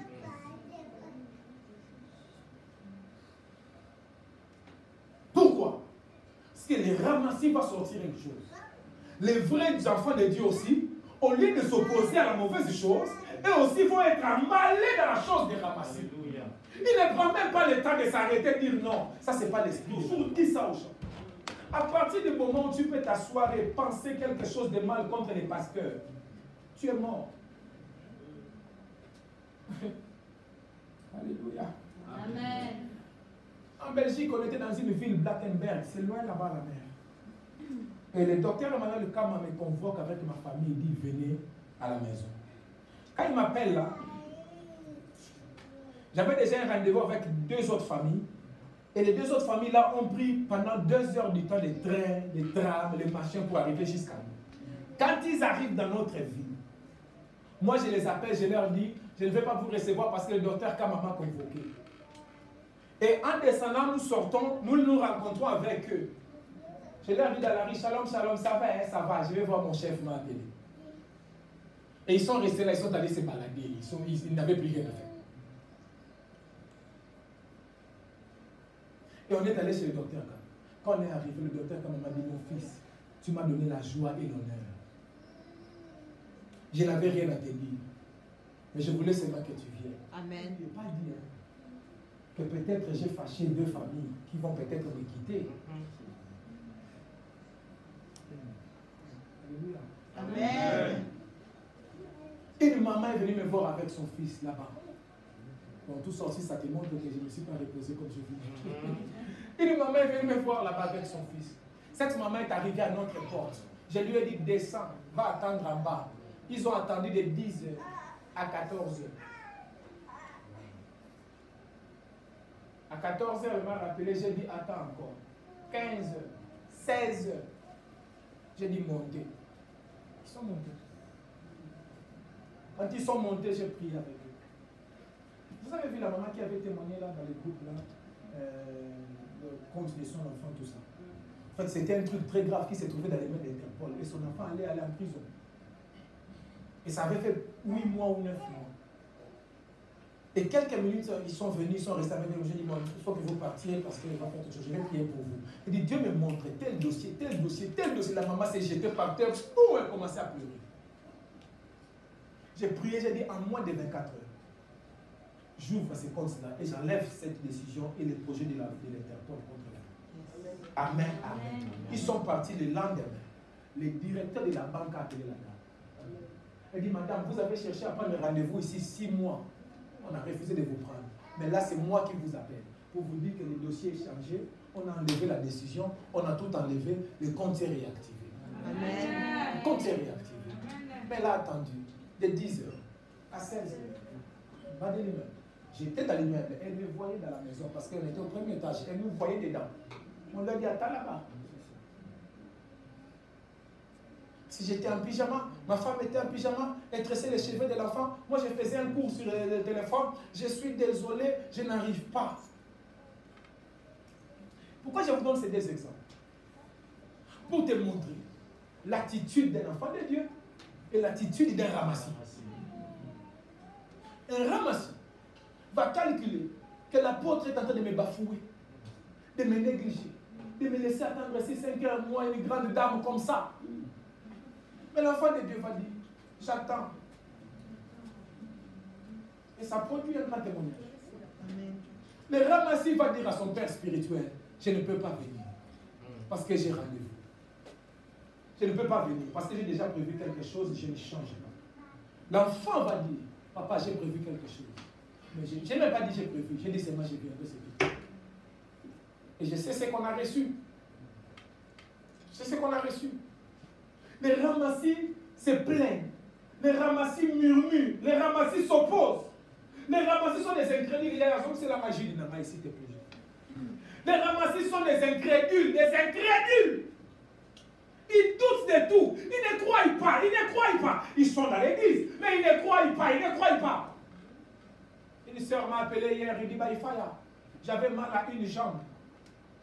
J'ai dit prie pour moi jusqu'à présent. Au lieu de guérir, l'autre jambe aussi commence à faire mal. On m'a dit d'aller chercher notre pasteur qui prie pour moi. J'ai refusé. J'ai dit ce pasteur-là l'onction. Mais moi je crois Baïfaya. Baïfaya va prier. Je guérirai. Ça me rappelle l'histoire de Paul Odola. Cette maman, son enfant était mort. Paul Odola ne croyait pas à la résurrection. Mais ça, cette femme, quand Paul Odola est arrivé à l'hôpital, cette femme a dit à son enfant mort, mon enfant, maintenant tu dois revenir parce que le pasteur est ici. Le pasteur lui-même ne croyait pas. Mais la femme a dit à son enfant mort, puisque le pasteur est ici, toi tu dois revenir. Paul Odola n'a pas prié avec sa foi, mais il a prié avec la foi de la femme. L'enfant est revenu. Hein? L'enfant est revenu. L'enfant est revenu. Ils se sont glissés parmi vous. Ce sont des gens qui se glissent. J'aimerais vraiment que chaque enfant de Dieu se réveille ce matin. Yes. Amen. Que tu puisses commencer un peu à regarder autour de toi. Dans l'église, quels sont tes amis? Quelles sont tes relations? Qu'est-ce qu'ils apportent, des bons ou des mauvais? De déterminer que cette relation, je dois la laisser, ça ne va pas. Yes. Amen. Il faut que l'église soit remplie de vrais juifs, des enfants de Dieu. Amen. Pas de païens déguisés. Alléluia. Amen. Ramassi a banga les sous-montés. Le ramassi n'a pas peur du péché. L'enfant de Dieu a peur du péché. Amen. L'enfant de Dieu ne plonge pas dans les mains. L'enfant de Dieu s'arrête et il revient. Nous sommes devenus comme des ramassis alors que nous sommes des vrais chrétiens. Il faut que le vrai christianisme se réveille en toi. Yes. Il faut que ta vraie nature chrétienne soit réveillée ce matin. Amen. Tu n'es pas un païen. Tu n'es pas un ramassis. Tu es un vrai chrétien. Ressaisis-toi. Ressaisis-toi. Ressaisis-toi. Ressaisis-toi. Ressaisis-toi. Ressaisis-toi. Ressaisis-toi. Ressaisis-toi. Ressaisis-toi. Ressaisis ta foi. Ressaisis ton espérance chrétienne. Ressaisis ta sanctification. Ressaisis ta crainte de Dieu. Ressaisis ta vie de prière. Ressaisis ton amour de l'église. Ressaisis-toi.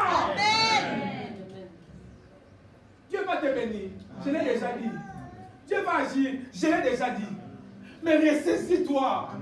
Tu n'es plus ce que tu étais.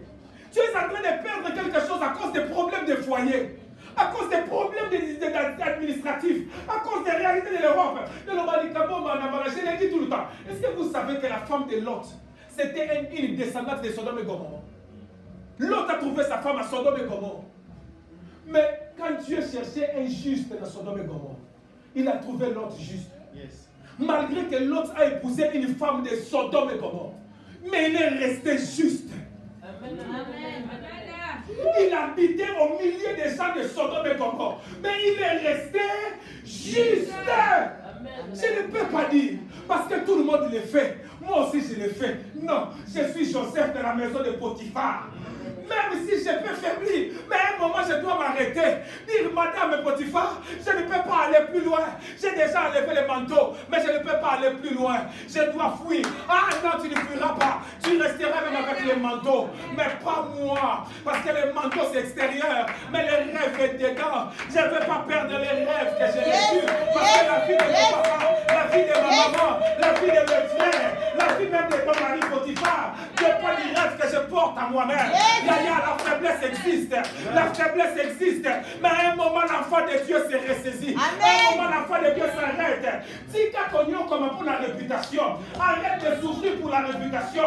Arrête de souffrir pour l'image que tu donnes aux gens. Je m'en fous de l'image que vous avez sur moi. Mais je veux m'arrêter et dire non au mal. Je veux dire, je ne suis pas un ramassis. Je suis un enfant de Dieu. Je vous laisser contenir. Mais je veux m'arrêter. Je veux m'arrêter. Je veux m'arrêter. Je veux regarder en arrière. Chercher ma foi. La ramasser encore. Et de commencer à aller avec ces Jésus-là.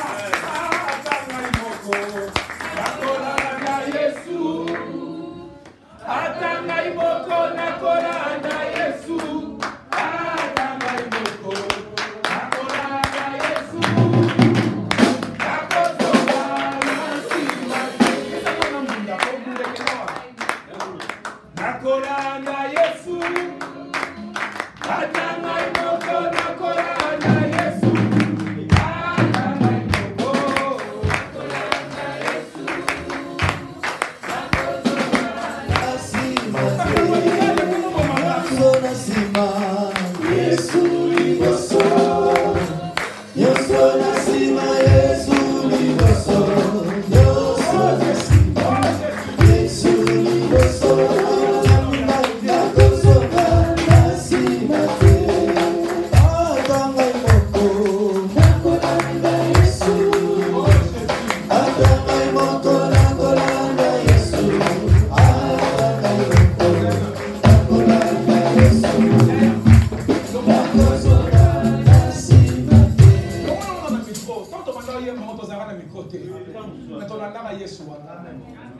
On chantait ces cantiques, on n'avait pas de micro. On suivait ces Jésus-là. Nous avons marché avec ces Jésus avec un pantalon, avec une chemise, avec des chaussures en lagon, avec les fusibles en bas. Tu as la prophétie, mais tu ne peux pas passer devant. Parce que si tu passes, ta fusible saute. Catastrophe. Mais on a suivi ces Jésus-là. Aujourd'hui, on a quand même une veste. Aujourd'hui, on a quand même une paire de chaussures. C'est aujourd'hui, là, maintenant qu'on est perdu. On n'arrive pas à se ressaisir. À cause des mariages, à cause de l'argent, à cause des papiers, à cause de l'honneur. Parce qu'on veut que les gens te voient. Tu as perdu le christianisme, les vrais sens du christianisme. Plaisir à moi. Quel est cet amour? Quelle est cette passion-là qui te... Tanga imoko. Tanga imoko.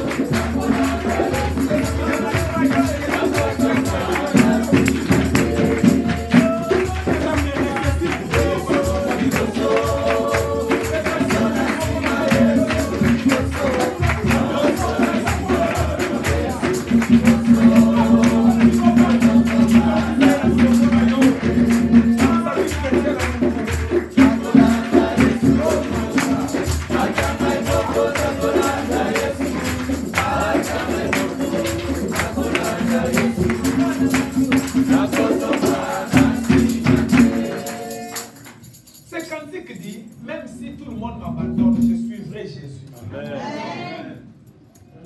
C'est cantique dit, même si mon mari m'abandonne, ma femme m'abandonne, je suivrai Jésus. Je ne comprends plus. Hein? La femme ou le mari laisse quelqu'un, il fait une dépression. Il abandonne le ministère. Il commence à faire le mal. Où est ton christianisme? Qui avait dit que le mariage c'est ça toute ta vie? Qui avait dit ça? J'aime beaucoup ma femme. Et je ne le cache pas. Et quand je le dis, ce n'est pas par hypocrisie. J'aime beaucoup ma femme.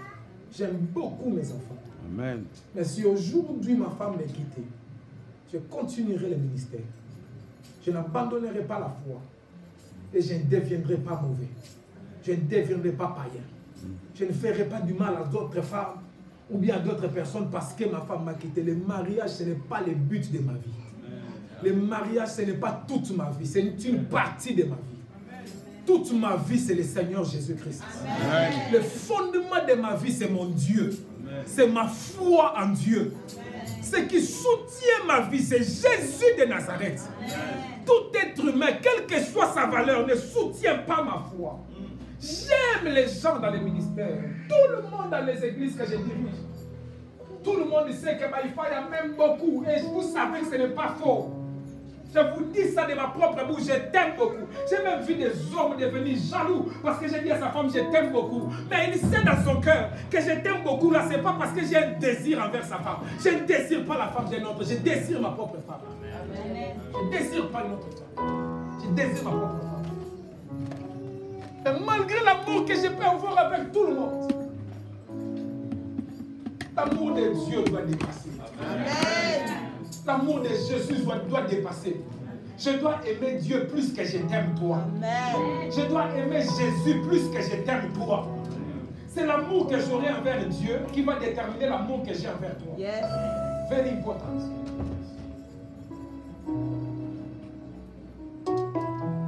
Nous commençons à perdre les choses de Dieu. Parce que tu es amoureux de quelqu'un. Tu oublies que tu es chrétien. Tu commences à faire des crimes. Parce que tu es amoureux de quelqu'un. Tu bafoues même les lois du mariage. Tu bafoues les lois de Dieu. À partir de quel moment tu es devenu un impudique? À partir de quel moment tu es devenu un menteur professionnel? À partir de quel moment tu es devenu un escroc? À partir de quel moment tu es devenu adultère? À partir de quel moment tu es devenu expert en pornographie? À partir de quel moment tu es devenu expert en masturbation? À partir de quel moment? À partir de quel moment que la prière ne te fait plus rien? Que la parole de Dieu ne te fait plus rien? On prêche comme ça, tu ne pleures pas. On prêche comme ça ne te touche plus. À partir de quel moment ton cœur est devenu des pierres, cailloux? Je cherche à comprendre. Où est-ce que je fais tomber ma croix, Seigneur? Est-ce que je veux ramasser ma croix et recommencer à te suivre? On est devenus des païens, des musiciens païens, des pasteurs païens, des prédicateurs païens, esclaves de l'image, qui prend des habits, met sur le corps, non pas pour servir Dieu, mais pour montrer aux gens ses habits. Quel est ce genre de chrétien? À partir de quel moment, toi, avant qu'on prêchait, tu pleurais? Avant qu'on prêchait, la parole te touchait, tu t'es jeté à terre. À partir de quel moment tu es devenu tellement fier, tellement orgueilleux, que quand on prêche, tu dis, ça on prêche l'autre là. Dans cette prédication-là, cette partie-là, on parlait contre frère Aaron. L'autre là, on prêchait contre frère Daniel. À partir de quel moment Dieu ne te parle plus? À partir de quel moment tu es devenu insensible comme ça? Même si on prêche comme ça, à la fin du culte, tu vas faire la même chose. Ah, examen de Koufi. Nous ne sommes plus ce qu'on devait être. L'Église a perdu sa puissance. L'Église a perdu sa valeur. L'Église a perdu sa différence. La culture de Baïfaya, c'est la culture de la crainte de Dieu.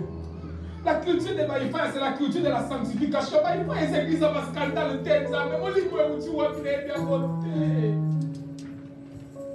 Ce matin, que Dieu aide quelqu'un. Amen. Quelque chose va bouger dans ton cœur comme ça bouge dans mon cœur là. Amen.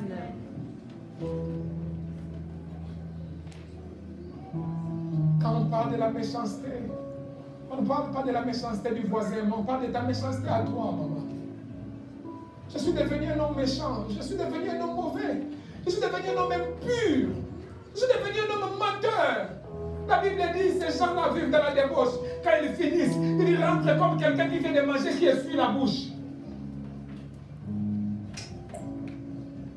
Hey, Zambé!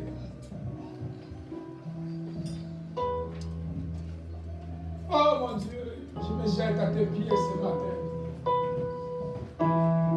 Chacun peut prier, hein? Chacun peut prier.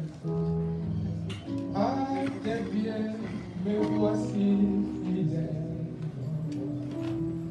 Je suis à tes pieds, je suis à tes pieds. Je suis à tes pieds dans les lits. Libosonayo, Zamenanga. Blessa kila yemba lobi mwana nzambo kei wapi. Motema nzambe zakobela. Sengo ya mokili ekumelinga mwana wapi. Tubanda koyeba banzembo tozolela. Tozoloba ngana kolanda Yesu fina nga mobimba melelo toza wapi. 10 ans plus tard, 20 ans plus tard. Nzambe! Nami tu na Nzambe. Ndenge nini? Nami tu nezaki wapi ekuruso mwe ya kinzambe. Nami tu na partir de quel moment on a comme païen Nzambe? Nzambe na sa ramasite, na sa Kristo ngai, na sa juif ngai, na sa juif. Seigneur, moi je suis pas un ramassi, je suis un juif, papa. Qu'est-ce qui s'est passé? C'est où, Yahweh? Je cherche ma croix, j'ai fait tomber ma croix. À quel endroit? À quel moment je me suis perdu? À quel moment, Nzambe? Oh, mon lingua Nzambe, le wagi na motema. Nzambe na ina hotel, oh, na mibwa ki na hotel, oh, papa. Oh, Nzambe na lola.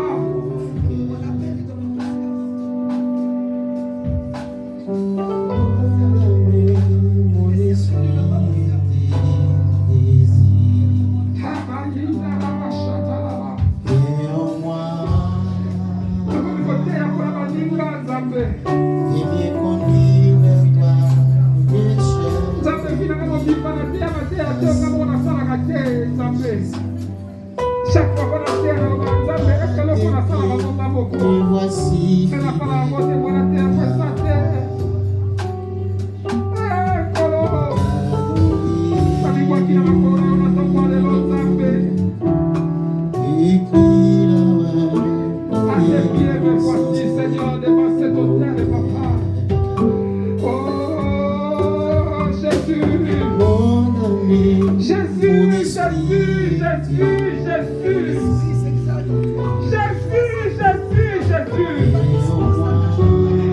Seigneur, nous avons mangé l'agneau en Égypte, nous sommes.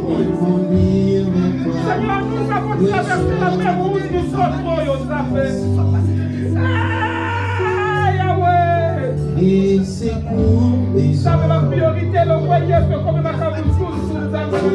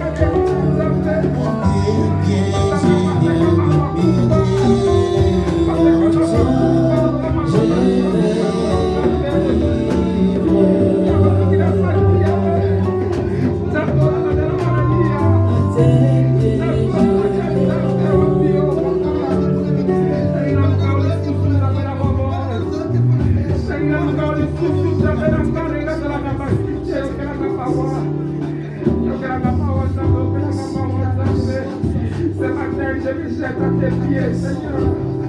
Ce matin, je te jette à tes pieds, Seigneur. Nous avons dit qu'on va envoyer comme un délivrance. Nous avons envoyé comme un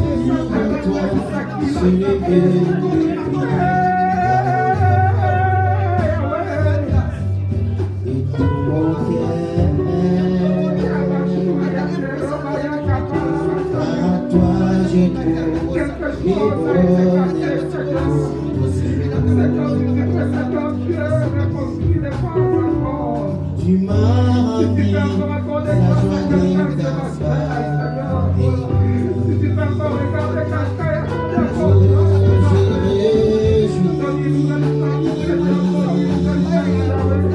la vie des saints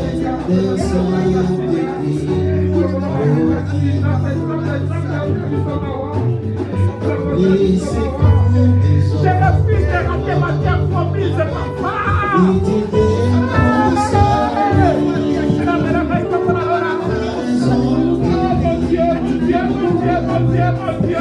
Le refrain de mes chants, les secours des hommes,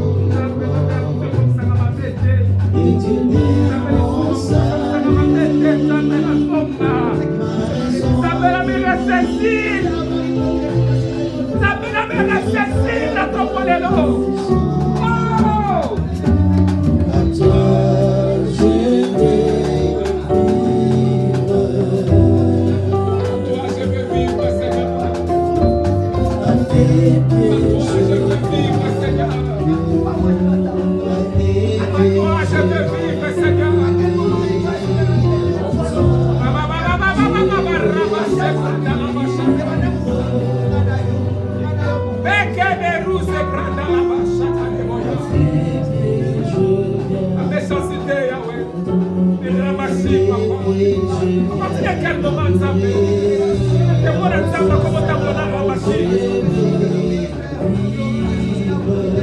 Seigneur mon Dieu, mon Dieu.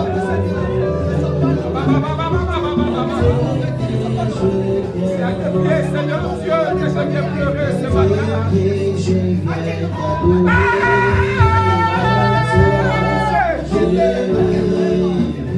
Non, Seigneur. Quelle est cette chambre, mon Dieu? D'où vient cette influence, mon Dieu?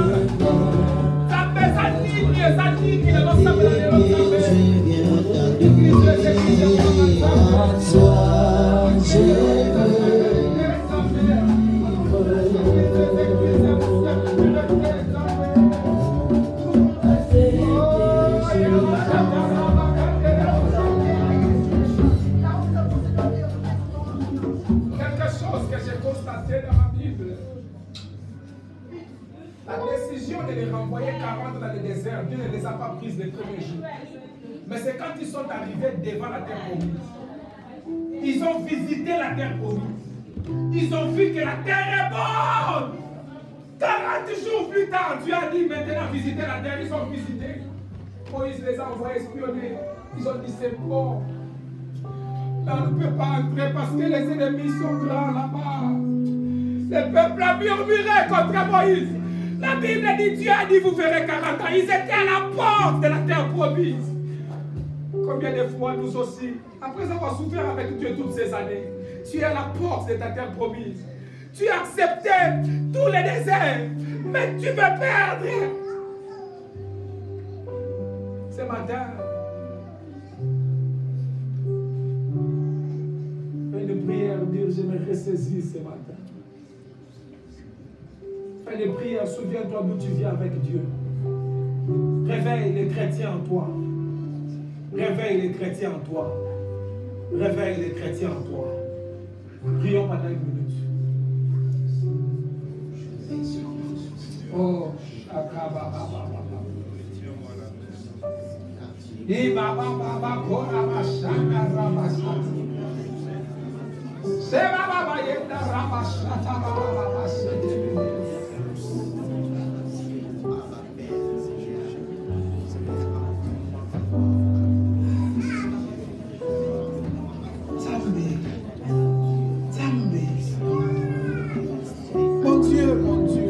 mon Dieu, mon Père,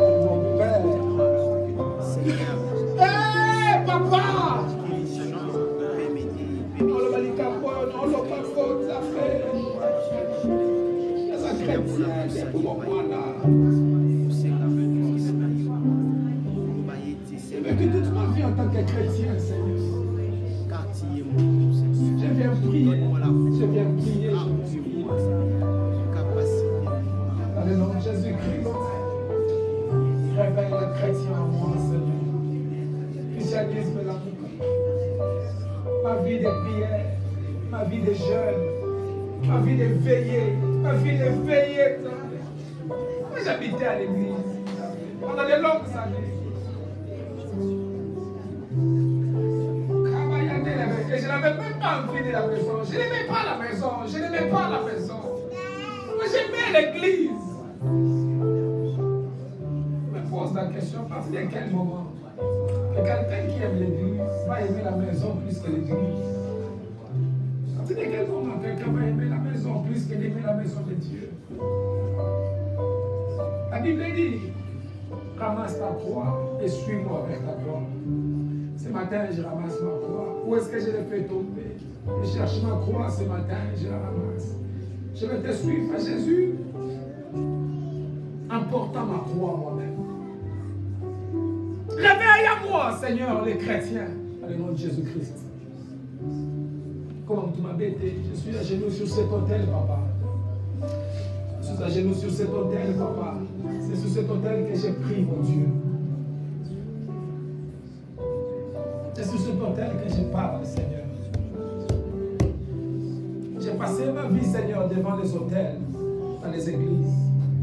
C'est tous les jours, Seigneur, que je suis à l'église. Même s'il n'y a pas culte, moi, je suis à l'église. Les gens savent que même si le pasteur n'est pas là, on trouvera les frères là-bas. Oh, Zambé! Après avoir mangé la manne, après avoir bu l'eau du rocher, c'est là où quelqu'un va dire que Dieu ne peut pas faire ça, que Dieu ne peut pas me faire entrer dans la terre promise. Non. Que quelque chose de Dieu se réveille ce matin. Dans la vie de cet homme, dans la vie de cette femme. Seigneur, nous refusons de mener la vie chrétienne d'apparence. Nous refusons de mener la vie chrétienne d'apparence. Nous refusons ça. Nous refusons de satisfaire aux standards humains et de décevoir les standards de Dieu.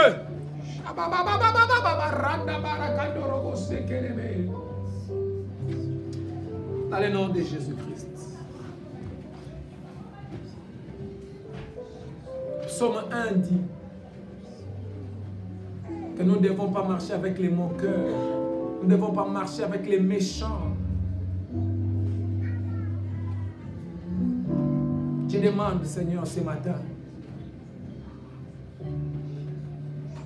sépare-nous des ramassis. Sépare-nous des ramassis. Je t'en supplie, Seigneur, que les ramassis ne chassent pas les vrais fils de la maison, les vraies filles de la maison. Seigneur, je refuse de perdre mes fils et mes filles à cause des ramassis.